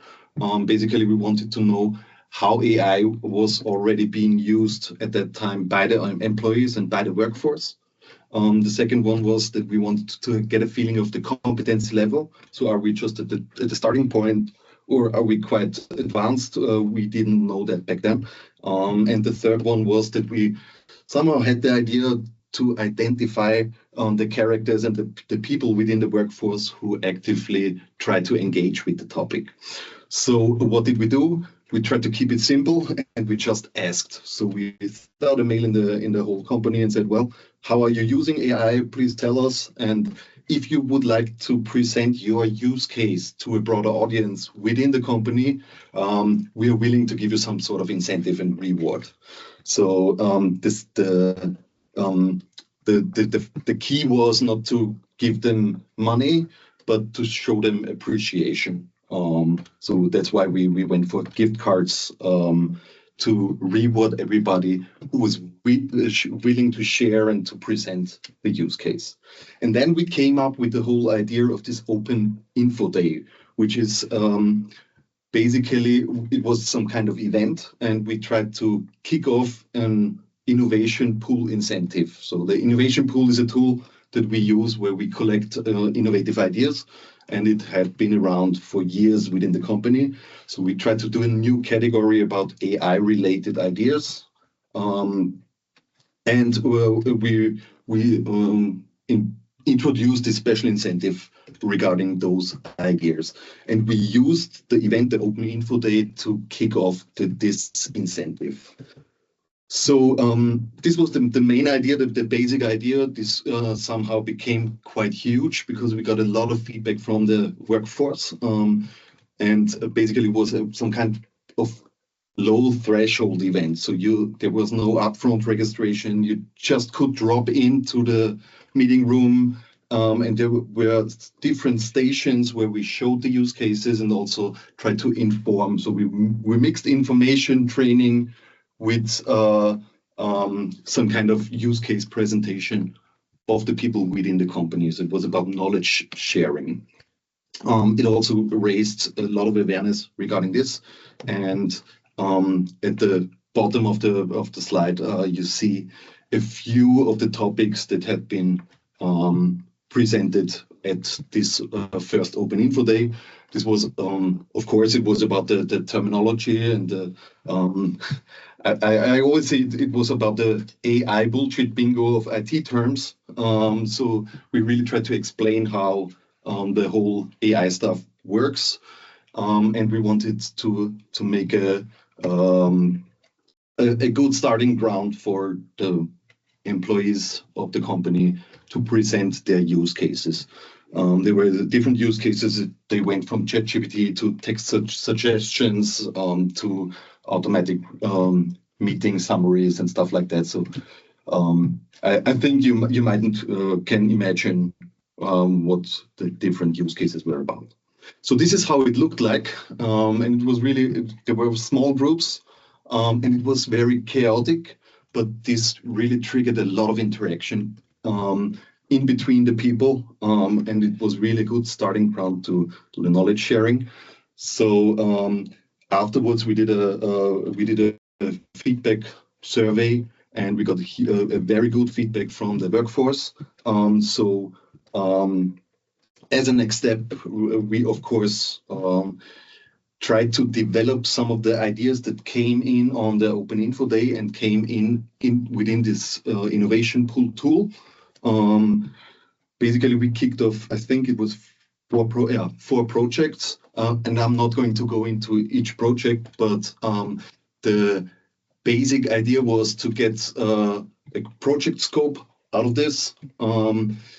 For us, there were a few learnings. One of them was that you should choose your pilot projects and proof of concept projects wisely. We rejected, for example, half of the ideas, but we tried to embrace the learnings about this. So, even though the projects might fail or the ideas might be rejected, we tried to embrace it and to give the feedback to the organization why. Because there might be a very good idea that come into play later on, or that might be value in a few years. But we really want to show the people and be transparent and be open about it. So this worked kind of good. So we repeated it 2 more times. We just changed one thing in the course of this. We started to mix in expert lectures. So we tried to get experts from the industry to give us some kind of input. This is how it looked like. So some of the AI experts within the industry came, gave it half an hour or 20 minutes talk about this, and then we continued with basically the same idea of this Open Information Day. So what we got out of this was we had 5 really incentivized use cases where people got incentivized for presenting and giving out the information, presenting the information. We've got 7 really good or huge submissions, and we got 4 pilot projects that are currently running within the company. This is where we are now. In the next year, we kind of work on, or in the future, we kind of work on to somehow adapt the organizational structure. So we invented a strategic team and somehow tried to get out of the mix in between operational tasks of the AI task force and the strategic layout. But these were small structural changes for this year's learning journey. So this is it from my side. I hope it was interesting for you. And if you have any questions, please shoot. Yes, it was extremely interesting, and thank you for this presentation. I found your approach very constructive, because I remember what people were saying when AI started to emerge and when people were starting using that it's going to completely disrupt the workforce and things like that. But you embraced it really to kind of train your staff to how they use it and how it can help you. So my question is based on that observation, and how did you have to restructure the organization? Did you have to bring some new people to kind of, did you do any layoffs? Like, because people were saying people will lose jobs because of the AIs. So how did that? How did the structure of the company change? That's a very good question. That we did not do any layoffs.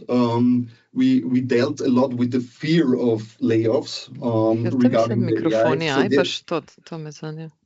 There is the concept. There is the constant fear about being replaced by AI, and that's also why we try to really embrace and include the people, because we don't think that AI will replace people, but it will change the profile of the jobs. So we really wanted to enable people in their current jobs to use AI to get more efficient. But there was no restructuring in the whole organization. There was no layoffs based on the introduction of AI and artificial intelligence. And there's nothing planned like this. The only restructuring we did was in the organizational setup when it came to how we did the innovation team and how we structured the innovation team, the task force itself. But this was not regarding layoffs. This was more regarding to efficiently try to embrace and to focus on the AI topic. We do think it's going to change everything. We'll see what the future brings, but we don't think right now that layoffs or something like that we are going to be replaced. And for me as a technology guy, I use it a lot, and the more I use it, the more I believe that the humans are always going to be there, trying to govern what the AI does. Excellent. Thank you. So, are there more questions, please, on this topic?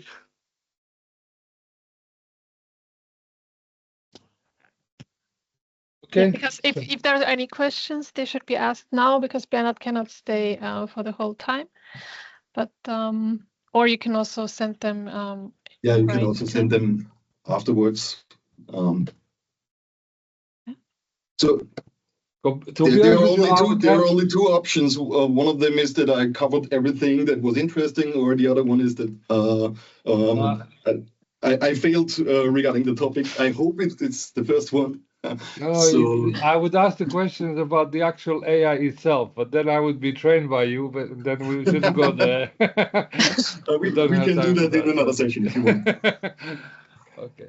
All right. So thank you very much. If there are any questions, Christina, would you be so kind to, yes. I don't know, if they arise, jot it down and we can talk about it afterwards. Of course. Thank you so much, Bernhard. Thank you very much. All right. Bye. Thank you. Bye. Bye. And I'm happy that now also Margit Kreuzhuber is here from the Austrian Business Agency, right? Is it English? Okay, but of course, Andre, you're the moderator, so I give the word back to you. No, it's your slot. So you do whatever you wanted to do and planned. So it's a presentation of the tools by the Austrian partners. So you can take over again. Okay, right. So the first presentation was a presentation by our colleague that is also working for Austria Wirtschaftsservice. And as you saw, he was presenting also how we are handling the situation with AI, also concerning the people that are, or the workforce. And now I'm very happy that Margit Kreuzhuber is here from Austria Business Agency. They are, well, I will ask you to present yourself, but it's a different organization. And they are focused on also bringing staff to Austria. And we thought that this could be an interesting approach to hear also from you, because in the project Innovation as a Service, we're also talking about how to make regions that are less innovative, and maybe some people are leaving the region, how we can keep staff or even get people, skilled people to the region. And Austria Business Agency has some good solutions to that. Yes, thank you very much. I'm very happy to speak a little bit about international recruiting today. I will share a presentation with you right now. I hope you can see my slides. Can you see them? Yeah, it's fine. Okay, perfect. Yes, but it's not in presentation mode yet. I will make the presentation mode right now. I hope you see now the presentation mode? No. Okay, that's strange. Now yes. It works. Okay, perfect. Okay, so thank you very much. My name is Margit Kreuzhuber. I'm head of work in Austria. We are one of the three business areas of the Austrian Business Agency. We are the location agency for Austria, and which means we have three different business segments. We have the rather traditional segment of Invest in Austria, which means it is the oldest department from our organization.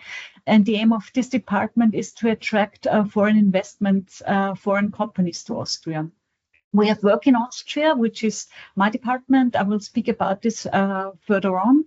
And the third department is Film in Austria, which means we want to make Austria attractive for international film production, which means, for example, I'm at my office opposite the opera, and we already had Tom Cruise climbing down the opera, and which means if something is happening like this, it is very probable that our institution was involved in attracting them to film in Austria.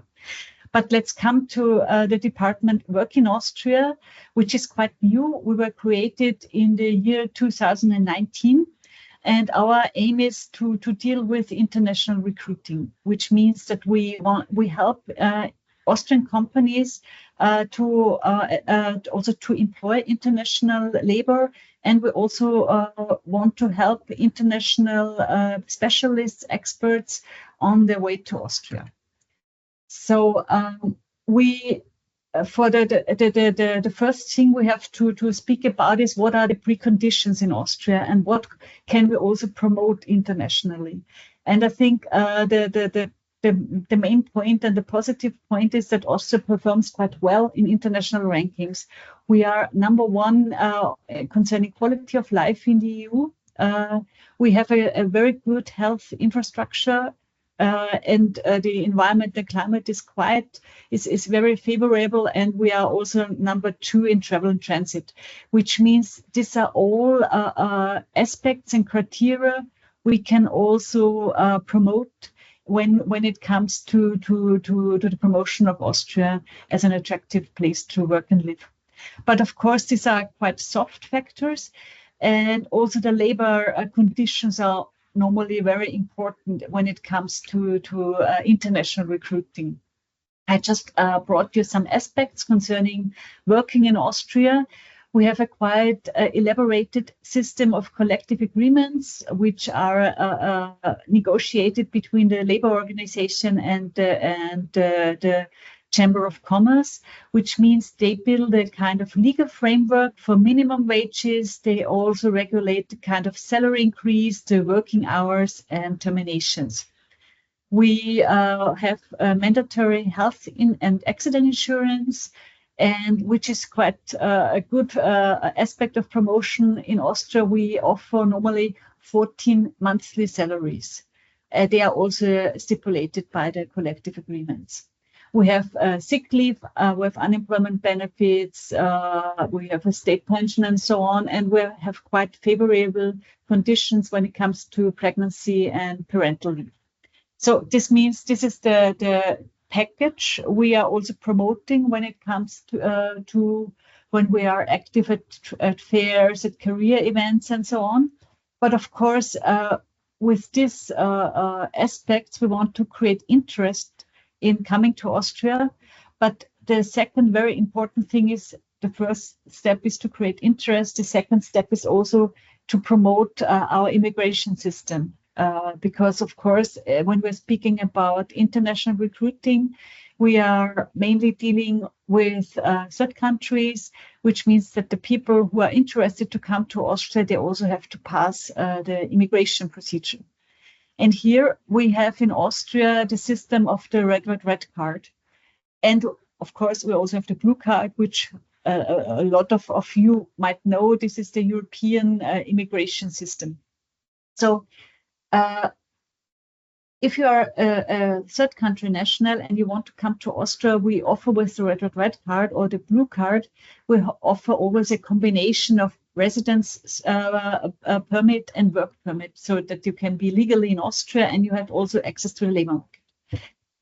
The red card and the blue card are aiming at long-term employment in Austria, and the precondition is that there is a binding job offer, which means there has to be an employer who is already interested to employ you and who gave you a binding job offer. If you get this card, you are bound to this one specific employer for the first 2 years. The red card and the blue card are valid for up to 2 years, and afterwards they have to be prolonged to a red card plus. And very important, in my point of view, immigration with family is possible. I would like to stress on this point because I think this is really relevant. If we're speaking about international experts, about international specialists who are really, where's a war on this persons on an international level, there is a big competition. So it's very important that the preconditions for the family members are favorable, because of course, if the immigration system offers good regulations for family members, the probability that also the specialist will decide for the country is quite high. So these are the general rules, and we have different tiers, which means our immigration system has different channels, and every channel has different criteria. In the most of these channels, we have a point-based system, which you might know also from Canada or from Australia or from New Zealand, which means we have objective criteria in the point-based system. And if you reach the minimum point and you have this job offer, the probability is quite high that you get the red card. We have skilled workers in shortage occupations, which means there is a list of shortage occupations which will be published every year. Currently we have 81 shortage occupations on a federal level. There are, for example, occupations such as in the technical field, in the IT sector, in engineering sector, also in the healthcare sector, also in public transportation, for example. And if you have a shortage occupation profession and you have a job offer and you pass the minimum point-based system, then the probability is very high that you get the red card. There are also the other key workers where you have to pass a kind of labor market test, which means that the Public Employment Service is making an examination if there are other persons available on the Austrian labor market. We also have very highly qualified workers as a different channel, and also the graduates. Graduates means that we in Austria, we're very well known for international students. A lot of third country nationals are studying at the Austrian universities. And in this channel, we are addressing graduates graduated at Austrian universities that they can also stay in Austria after their graduation, and they get the kind of red card for university graduates. And of course, as I mentioned already before, we have the system of the blue card. So this means, on the one hand, we have we promote the Austria as a place to work and live. On the other hand, we have the system of the red card as the immigration system, and our task at Working in Austria is to bring everything together and to communicate this and help people to come to Austria. This means we are acting in 4 different aspects, which means we're acting as a kind of info platform. We're offering consultations. We are promoting the work location, and we are also acting as a think tank and as networking institution. And as we are a public institution, all of our services from the Austrian Business Agency are free of charge. This means that we are, as agency, we belong to the Ministry of Labor and Economy, and we are a public institution. I would like to come to the info platform part. If you are looking at our website, workinaustria.com, you find a lot of information about the red card, about the blue card. We are informing a lot about family members, about other residence permits, and also about relocation services, which means about the tax system, the education system, how is it going on with the driving license and so on. This means everything which comes to your mind if you think about coming to Austria, you probably will find on our platform. And it's very important for us that all the information is available in German and also in English. We are offering also digital support tools which are available on our website, which means we are offering the Talent Hub as a very special and as a very new tool which connects international experts, international talents with Austrian employers. Here, for example, Austrian employers have the possibility to promote their vacancies. And on the other hand, also international specialists can upload their CV and they can look for Austrian employers. So we are building a kind of hub, a kind of link between international specialists and Austrian employers. For example, you can also activate a kind of job agent, which means if you are, for example, an international specialist, then you can say, I'm looking for jobs in, I don't know, quality management. I have 5 years of professional experience and so on. And then you get every time when there are appropriate vacancies posted on the Talent Hub, you get the information that the new appropriate vacancies available for you. So here there is actually just one remark. Yeah. There is one question from Andre. Yes, please. Andre, Yes, please. well, I said I would give a 10-minute indication, so this is it. But I also want to ask a question because something came to my mind and I thought of just asking while you are having the presentation. I'm very much interested in how do you, is there a process of, you said there are think tanks and everything is involved. What's the process of finding the requirements for highly skilled jobs? And what's the process, for example, the Talent Hub, when you know who you particularly want? For example, that can be useful for something that you discover in the innovative processes, maybe some particular skills that you would require. Is there a way in your organization where you discover the need for that and then you apply it? And you said there are think tanks, so I just wanted to connect that if that's relevant. Yeah. Okay. Maybe as I mentioned before, we have different channels to come to Austria. And for example, in the shortage occupation list, there are at the moment 81 professions, and a lot of professions, of course, are linked to the needs every profession is linked to the need on the labor market. And of course, we have a lot of occupations in the field of technology or in the IT field. And the benefit of this shortage occupation list is that you can also communicate in both directions internationally, that there is a need for, I don't know, software developers and so on. You can communicate this, and I think this gives you a kind of transparency. But you can also communicate internally in Austria, for example, that you can also explain the immigration system, that you can say, okay, we are targeting our immigration, our labor migration in a direction that people who are really in need or who are really, there was a big need of the companies, that we want to attract specifically these people. I think this is a very, how can I say, it's a very good way to create a kind of transparency. And if we're looking also at the Talent Hub, you find a lot of vacancies also in this technological field. And we are very happy that also a lot of people who are posting and uploading their CVs on the Talent Hub, they are also matchable in this direction, which means we think that the system also works, and we also reach the right people also with the Talent Hub.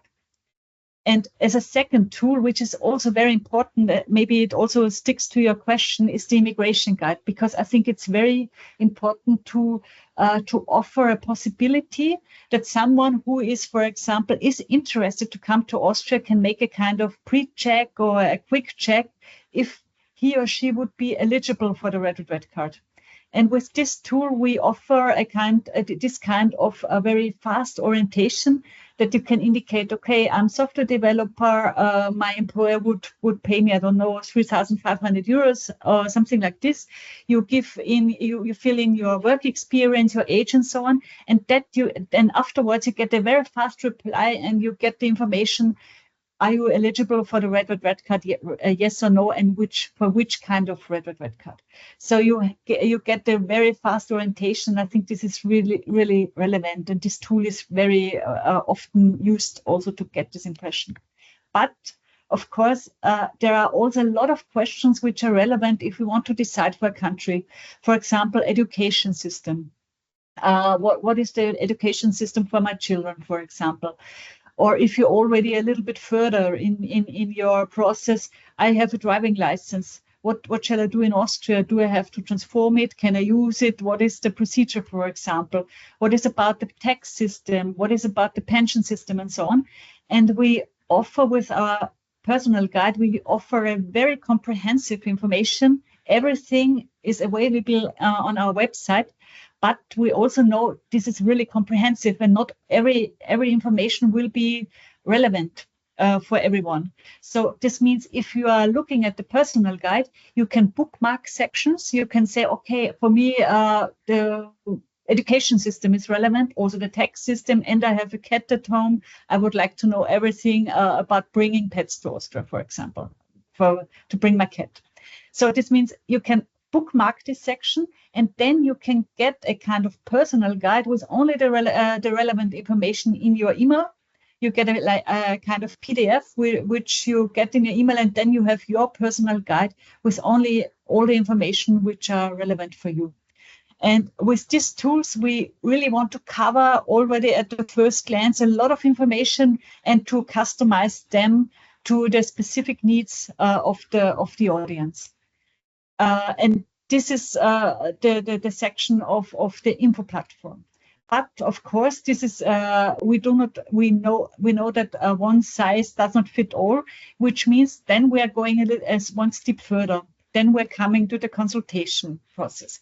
For example, if you made this quick check concerning the immigration guide, then you might get the information, yes, you are eligible for the red card. But then the next question is, okay, but what does it mean? How is the procedure? Which documents do you need? And so on. And there we are offering free guidance with our immigration and residence services, which means we have experts in my team who really know everything about the immigration and procedure in Austria. And we're very well connected also to the competent authorities. We know what is really relevant in the procedure, and we offer a kind of guidance throughout the whole procedure, with our aim that if you are asking for our guidance, then we bring you to the point that you have all the documents which are necessary available, and that the authority just have to look at the paper and can take the decision very fast. So with our service, we also want to make the life a little bit easier of the people working in the residence authorities and also in the public employment service, that we offer a guidance for the preparation for the papers. And also here, I would like to stress out the relevance of family members. Also in this direction, we also offer free consultation for family members, which means if someone gets a job offer from an employer in Austria, we do not only counsel this person, but also the immigration procedure of the whole family. And we are also offering relocation services in this sense that, for example, if someone is asking us, okay, I would like to know more about the education system and about the schooling system because I will go to one specific region in Austria, then we also give individual advice, and we also connect to our partner organizations in the regions. And we also have it's a kind of specific thing. We're also offering a kind of approval seal for international advancement of women. So this is the section of the personal consultation. But of course, as I mentioned before, we do not only counsel, but we also promote Austria. And we're promoting Austria as an attractive work location, which means that we are targeting specific sectors and professions. We cannot target everything because, of course, this would also be too much. We have also restrictions concerning our resources, which means we are targeting professionals in the IT sector, in electronics, electrical engineering, in mechatronics and life sciences, which means Margit, we are... sorry to interrupt. I'm very sorry because we please. had lots of questions. Maybe just to keep the whole thing under the control time, and maybe I can, while you're at this point in presentation, maybe I can involve Alexander because he made a comment in the chat. So maybe Please. and the question. So maybe Alexander can. He made an observation and the comment. So please, Alexander, if you want to just, and then we can wrap it up just to be on the time. I'm really sorry for that. No problem. Okay, I'll try this way. Just a second. Can you hear me? Yes. Yeah. Mm-hmm. Oh, so, yes. This is really beautiful how individuals can benefit from this well thought out system. I'm interested in the other direction, how government or governments, local governments in Austria benefit from the insights you gather from processing all this. Yeah, thank you very much. Yes, of course, this is also the role of think tank and networking, which I mentioned with our functionalities. Of course, we get a lot of, how can I say, we are deep diving into the whole system in Austria, which means that, for example, that we are in direct contact with the competent authorities. And if we discover, for example, there is a need of clarification, for example, then we also report this to the competent authorities and say maybe it would be good to make more clarification. Or, for example, we had a very big reform, a legal improvement of the red card system, and we were really actively involved in this procedure, as we could also propose some kind of involvement how can I say it? Of improvements for the whole system. Thank you. So we are Excellent. really, and we are also connecting the authorities, as we are acting as a kind of information platform. And we're not only connecting in Austria, but, for example, we have some agreements with internationally, for example, with the Philippines, or also with Indonesia, and there we're also acting closely together with the authorities and with all the stakeholders in these countries. Great. I mean, all the insights you have, it's perfect evidence for evidence-based policy making. Yeah, please teach my country how to do it. Okay, can I wrap it up, please? And I'm really sorry for this. Just to keep on the timeline, and then we can maybe, Margit, maybe we can come back to ask some questions. If you want to say something to finish the presentation, fine. But we have to move to the next presentation to be under the timeline. Maybe Yes. I would like, I just want to add one slide which could be very relevant for you. You see here the services along the customer journey. Here maybe I can make it quite visible what we are offering. So we're promoting Austria as a work location. We're offering events. We are connecting Austrian companies with international experts with the Talent Hub. If there is a match, we're offering immigration and residence services for the legal procedure, for the immigration procedure, but there are also the soft components, which means also a tax system, education system. So we're offering guidance with relocation, and we are also offering some services in Austria, like quality and location advice. But for me, the main message is, I think if you're speaking about international recruiting, it is very relevant that you offer you offer a lot of services in one place, that the people are not very, how can I say, once they have to consult this place and the other one, then it could be a little bit of chaotic.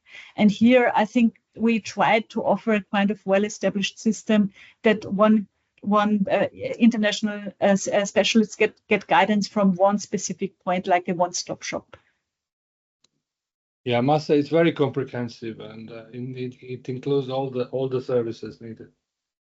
So I'm open for questions. Sorry to interrupt and stop you, because we just want to finish up the presentation. If people want to stay after 12:10, we can come back and ask more questions. I have one question, actually. Okay. Thank you again, Margit. Do you have any special focus also on bringing staff and workforce to rural areas in Austria, or is it like only Vienna, or like how are you dealing with that? Because I guess in Austria we also have this issue. Yeah, thank you very much. Mm-hmm.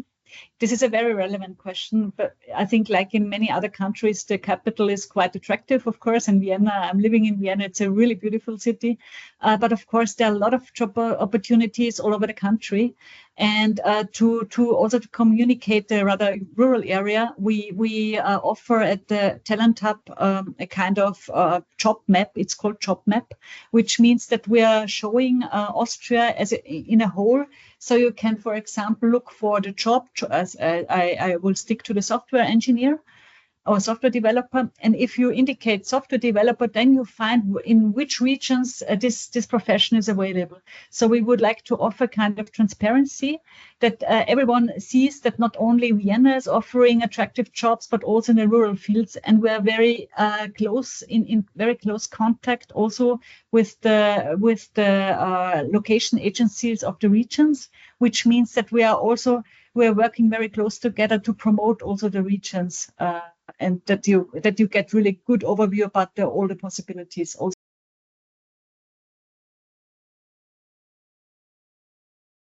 Thank you. That's absolutely great. And, thank you for this presentation, to both presentations by the Austrian partners.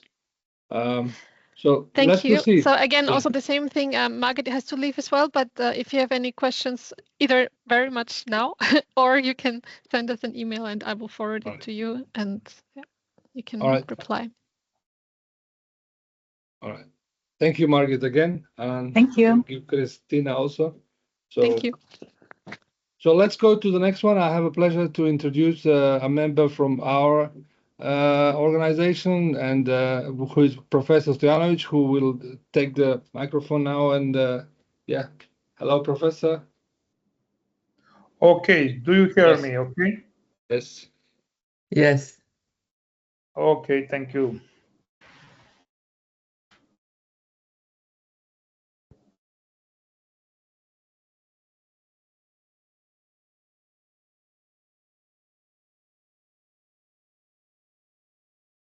Okay.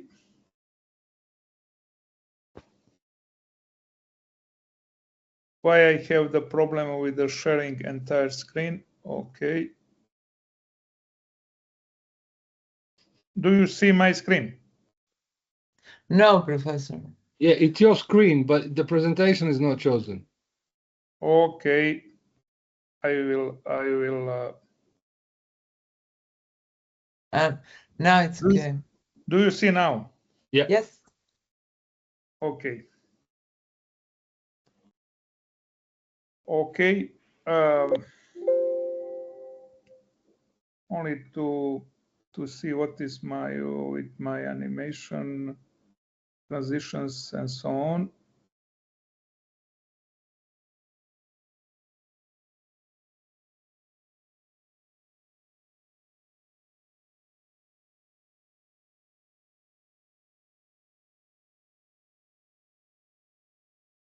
Okay, I will speak you about our experience from Montenegro, in some sense about, let's to say, what we are doing here in Montenegro and so on.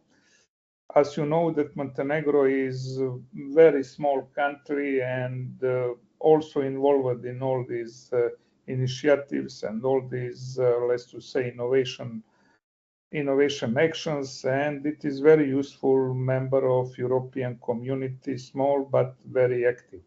I am very happy to be invited by Andrei and Igor to present you some, let's to say, our opinions about technological entrepreneurship for developing countries, with the case study of Montenegro, with the case study of our, let's to say, small ecosystem that we have in Montenegro.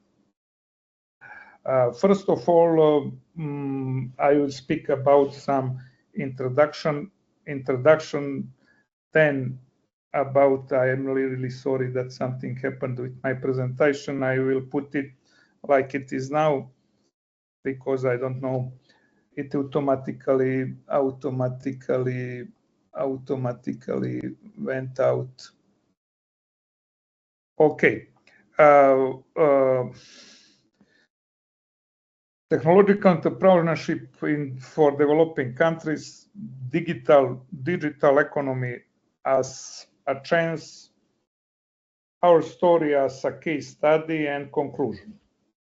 As you know that some technological entrepreneurship is quite different than, let's to say, entrepreneurship in the classical term that we know. Everyone can be entrepreneur, but to do with technological entrepreneurship, you need some additional skills. As you see here, it is a fusion of many conditions and many factors and so on, and really from the human resources that we are speaking now up to the manufacturing you should to do if you are doing it, technological entrepreneurship and so on. Then it is common naturally that we have now in Europe, let's to say, a lot of projects implementators from developing country, but few of them are dealing with a really quite new technology and so on. It is the complex job. As you know, the key elements of technological entrepreneurship are innovation, risk-taking, market focus, scalability. It is not simple management, it is a risky job and full of innovation and other preconditions. But this technological entrepreneurship for developing countries has, let's say, some benefits, can bring some benefits that we are trying to show on Montenegrin case. First solving local problems, then overcoming traditional development,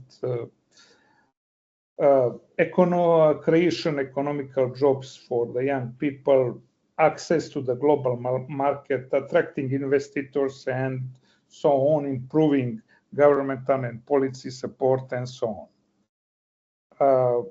But also we have some, let's to say, problems as always and anywhere. First, the problems is how to access to the capital, infrastructural gaps, including, let's to say, standard infrastructure and human infrastructure. Then regulatory problems because we are not still familiar with technological entrepreneurship and so on.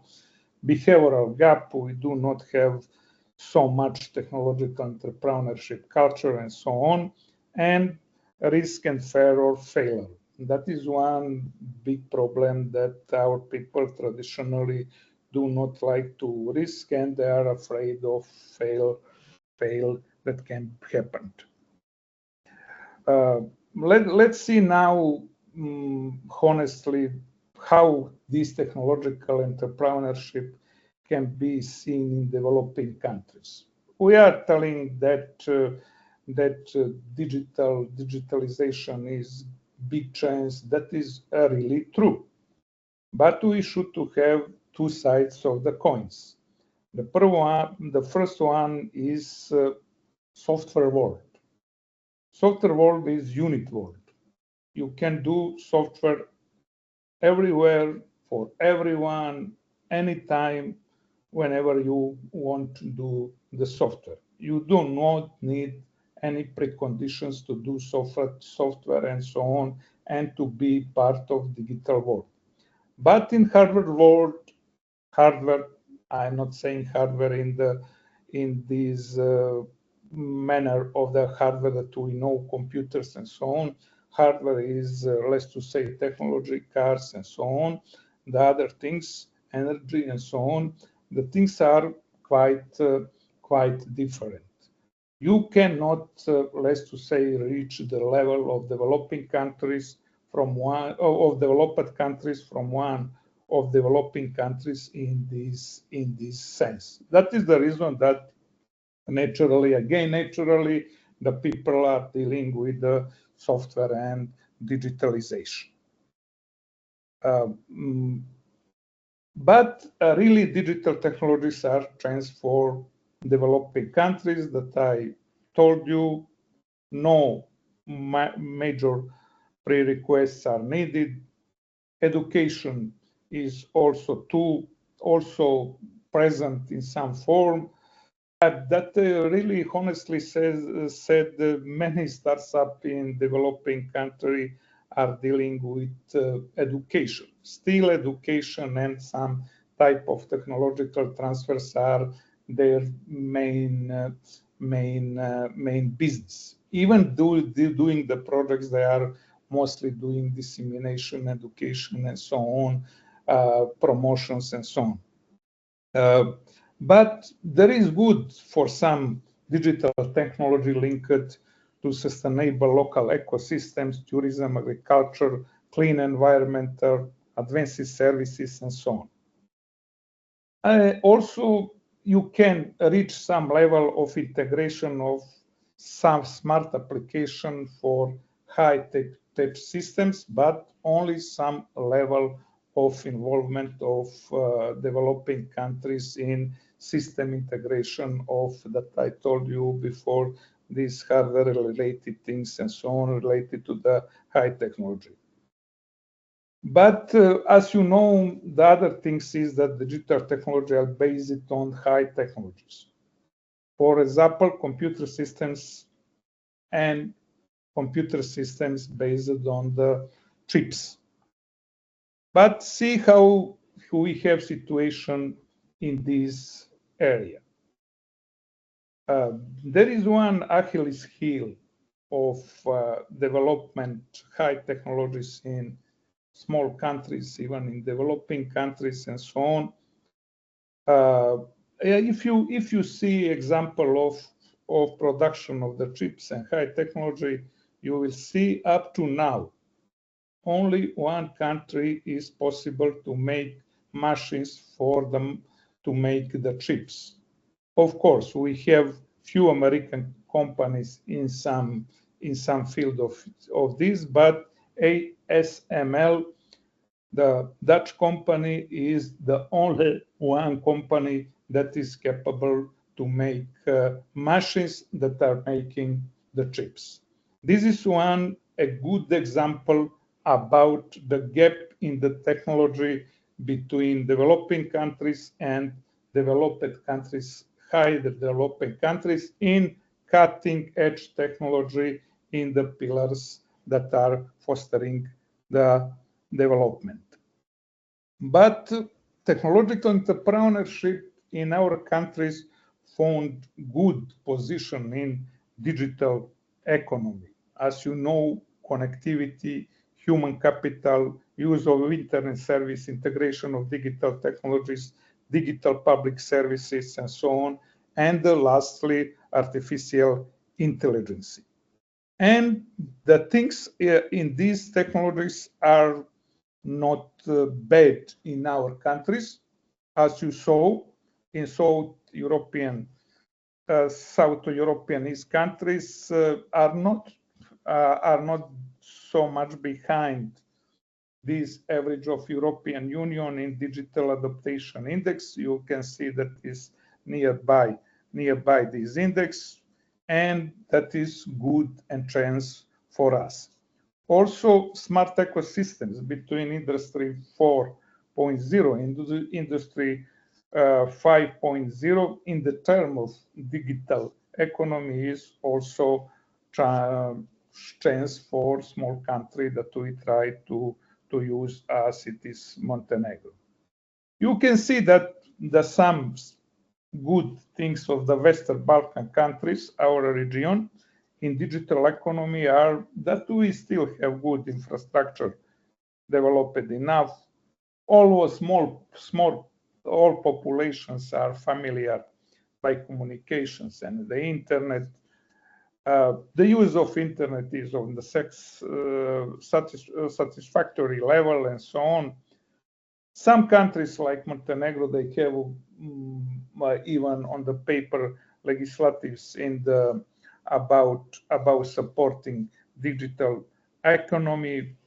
Majority of small and medium enterprises are digitally oriented, and sometimes people are coming to me from West countries. They are, let's to say, exciting how much are good conditions in those small countries regarding digital economy and let's to say digitalization.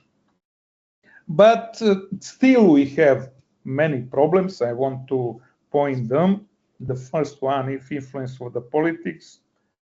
Less human capital to understand transfer from industry 4.0 to 5.0. Banking and shopping are rising services, electronics, commerce, and so on. We have also problem about subventions and tax policies because our, let's to say, government and so on, our ministries and policy stakeholders could not understand the meaning of advances of high tech. Brain drain is still dominant. The practical orientation is in fact very poor, because I'm coming from university and so on. Practically, we do not have practical training of the students, and especially the same situation is, believe me, in the Europe. Dishonest support of the huge company that have monopole in this area in our countries and so on. If you see electro distribution systems, if you see telecom providers and so on, those are big company, big factory of the monies, but they dishonest support startups and support those innovation, let's to say, potential. They are support to have some, let's to say, reclama and advertising about their social orientation and social caring, but not more than this. Then we have some problems with e-commerce. Some of countries are not have PayPal, or state grants for innovation and stuff are underdeveloping. It is going better, but are still covered by politics, and they are seen to give money for everyone from other regions, countries, and so on, other political orientation, and so on, in order to give some, let's to say, geographically and politically gain distribution of the money. No research activities at all in the industry, because industry is let's to say, destroyed in some sense of view, and also no many startups in our country that are dealing with really high technologies and really implementation of high technology expect digitalization, even health service and so on and so on. As you see, the threat cities, some small analysis are financial risk, mentality problems, problems of non-competent manpower, and so on. But low entrepreneurial culture. Then we have problem with some political situation, stability, and sometimes nationalism is blocking the things and so on. But I see it, this, especially this digital economy, as our chance, and you see how many things we can cover, and many stakeholders and involved things we can cover with this type of economy. We are especially inside this economy with our verticals: digitalization, transport, digitalization, environmental, digitalization, agriculture, and digitalization, anything, everywhere. And also we are doing education, training, research, development, network, and social prototyping, commercialization. That is very important now, is emphasis on disaster management, legal aspects, and sustainability. Our story, let's to say, is started 2012, when we established Montenegrin Association for New Technology, my association that I am president, because I couldn't find on universities, let's to say, good climate for really startup position and startup and really development. Universities are conservative, that are still working, but I can guarantee that universities cannot bring progress, and it is stereotype in Europe that universities can bring progress and so on and so on. It is not true. Even young people cannot bring the progress, even old people cannot bring the progress. It is the matter of one unity work and one fusion. Then we implemented this association. This association makes some, let's to say, project that was possible in this time, embedded computing me. and then we now switch to MecoNet.me and so on. We have NGO, we have startups, we have networks with Andres and Igor's cooperation and so on, association. But I found this from the Nobels that are coming to Montenegro. I mean that brought 2-3 Nobel laureates in Montenegro, and one of them was Dan Shetman, the father of technological entrepreneurship in Israel from Technical University of Haifa, that give me, let's to say, motivation to do it. Our core activities are high-tech in embedded computing, cyber-physical systems, Internet of Things, and artificial intelligence. In fact, transfer of science and knowledge to education, popularization, dissemination, and high-tech systems and product integration in some phase. Okay, as you see that we are very popular even in high-peak organization of the Europe, that it is one place that they are, let's to say, very satisfied with the situation in Montenegro regarding these fields that is developed by common initiatives and so on and so on. And you can see trademarks and products and so on of different kinds that is was possible to develop in one small country. We extend now our cooperation with ADZ then to do National Innovation Hub based on the real and quite different strategy. What is this strategy in our methodology? We have today many methodologies about it, but about how we can improve our, let's to say, innovation, how we can improve our work and so on.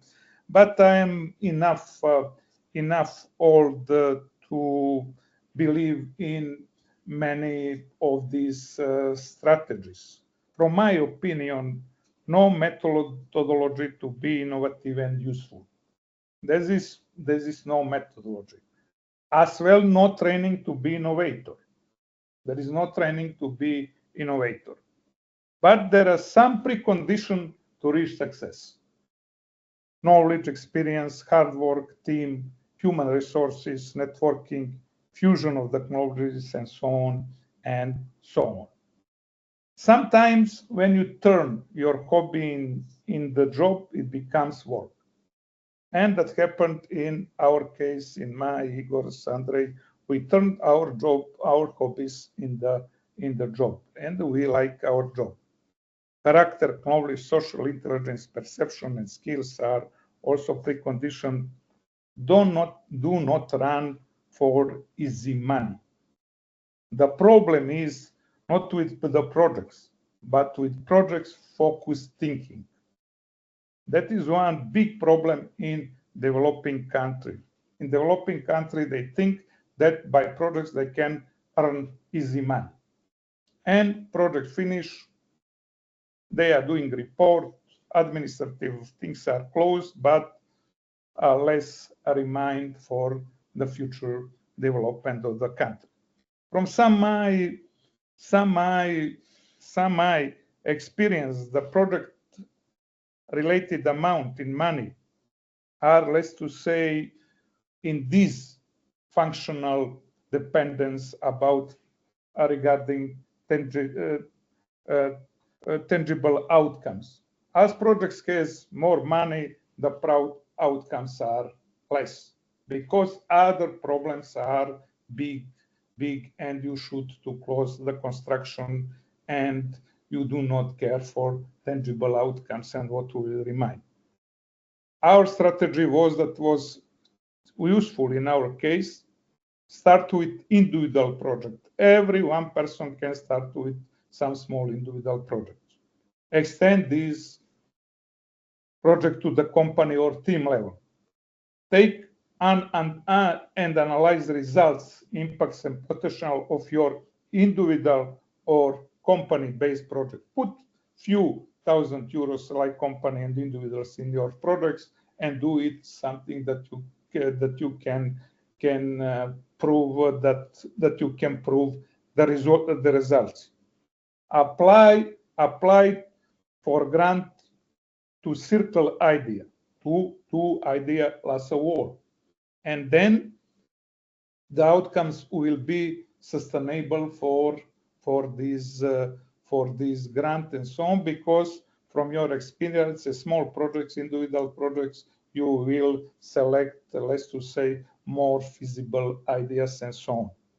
But do not forget always to have the core business. The problem of some small companies and startups in our countries, they do not have core business. They depend on the money that they receive. It is, you can see every day Elon Musk, those Zuckerberg and so on, they have many different ideas, visionary ideas and so on, but they have core business, and they spend 90% of their free time on the some, let's to say, visionary ideas and so on that are very nice, but those 10% of their activities before and now doing for them core business. Use projects to do some core business in order to do this circular ecosystem in the around. Okay, what is the conclusion? That is, this digital economy is a really chance for developing country. No other economies expect tourism, agriculture, and so on. Not high-tech technology. It is very difficult to reach the level of some countries, but it gives us good opportunity to be part of, let's to say, successful world. Technological entrepreneurship is key moment. We do not have now enough technological entrepreneurship and entrepreneurs. I see the students, they do not like to be technological entrepreneurs. They like to find the job in the state-owned company, in the government, in the ministries, and so on, to go outside, as we see that we have problem with population all over the world, and there is not matter of the development of these countries. It is matter of those developed countries, their necessity and the lack of the population to do not say about educated people and so on. Human resources are dominant in doing it, but we should to know that we need other preconditions and so on. Thanks to Andre and so on, I found very useful this workshop. Presentation was very excellent and so on. Or skilled people, and it is one, let's to say, not common, and not it is one of the rare workshops that I heard the people that are really speaking something that they knows and they felt. Okay, thank you very much. Thank you, Professor. Thank you for this experienced and very deep, insightful presentation about the innovation culture and opportunities from the angle of Montenegro.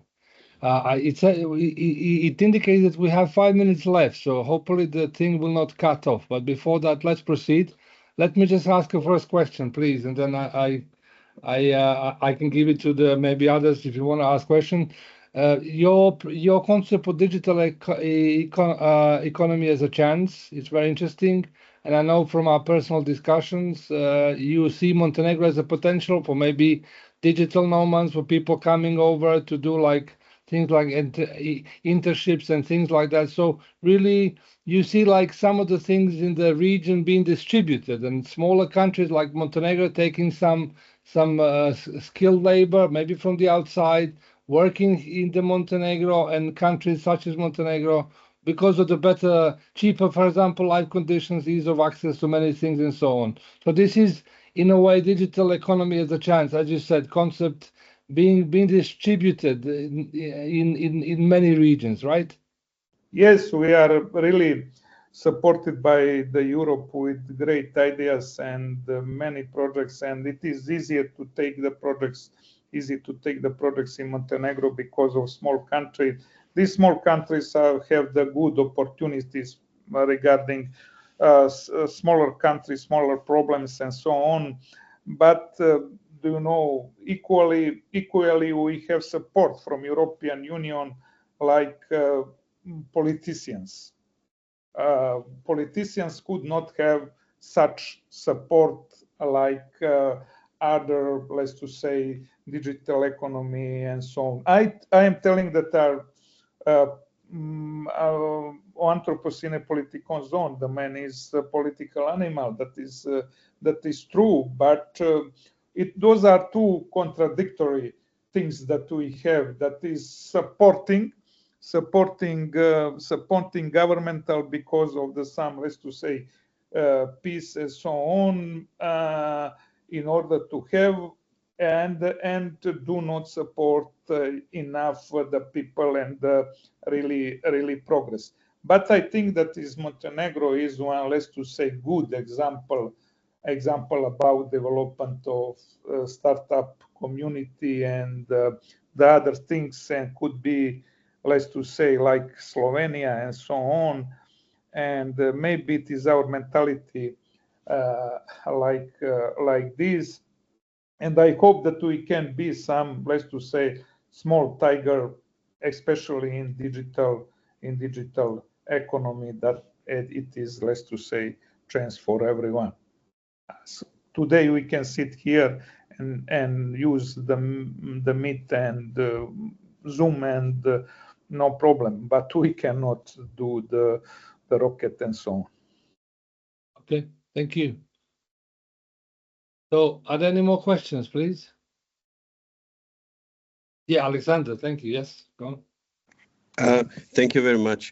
Thank you, Professor Stojanovic. I absolutely agree on having core business as essential precondition for innovation, as a kind of safety net.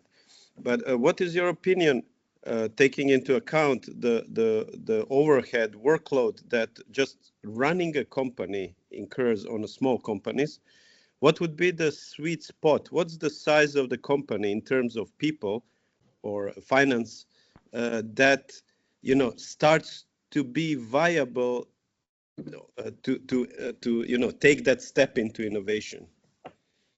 I will, Alexander, surprise you, because I am also the professor of technological entrepreneurship on the University of Montenegro, but I am always telling to my student, I'm not professor to be professor. I run those entities for the years, and I know the things.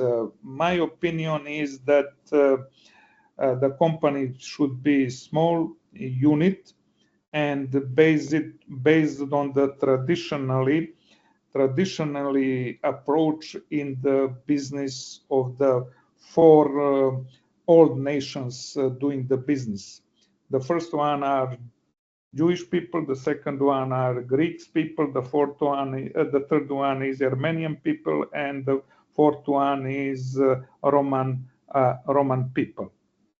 How they answer now to all stories about necessity. Everyone is writing email to everyone. We have a lot of managers, referents, and so on, the big companies and so on.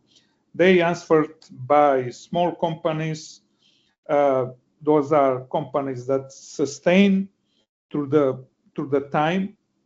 2,000-3,000 years. This type of business is excellent example.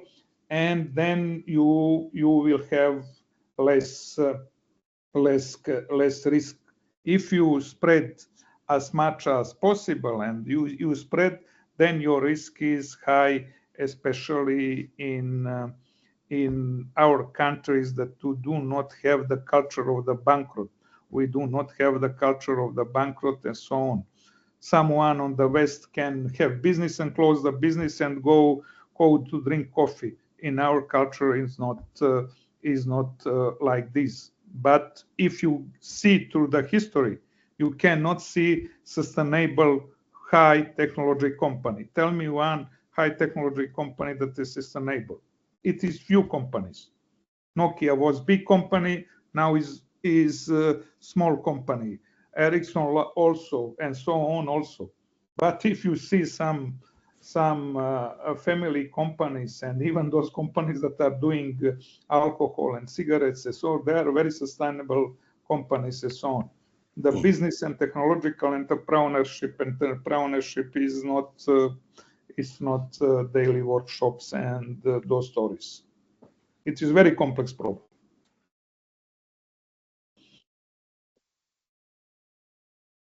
Okay. Thank you. Okay, so I think people are leaving. We're running out of time, but we managed to do everything, and we had also some questions which were interesting. And I think if there are no more questions, I can then thank Professor. Thank you, Professor Stojanovic. Thank everyone, all the partners who are here and who have left us because they had to go to another meeting. And I hope the training was useful to all of us, and it will be shared on the video. And I can conclude our training. Say bye.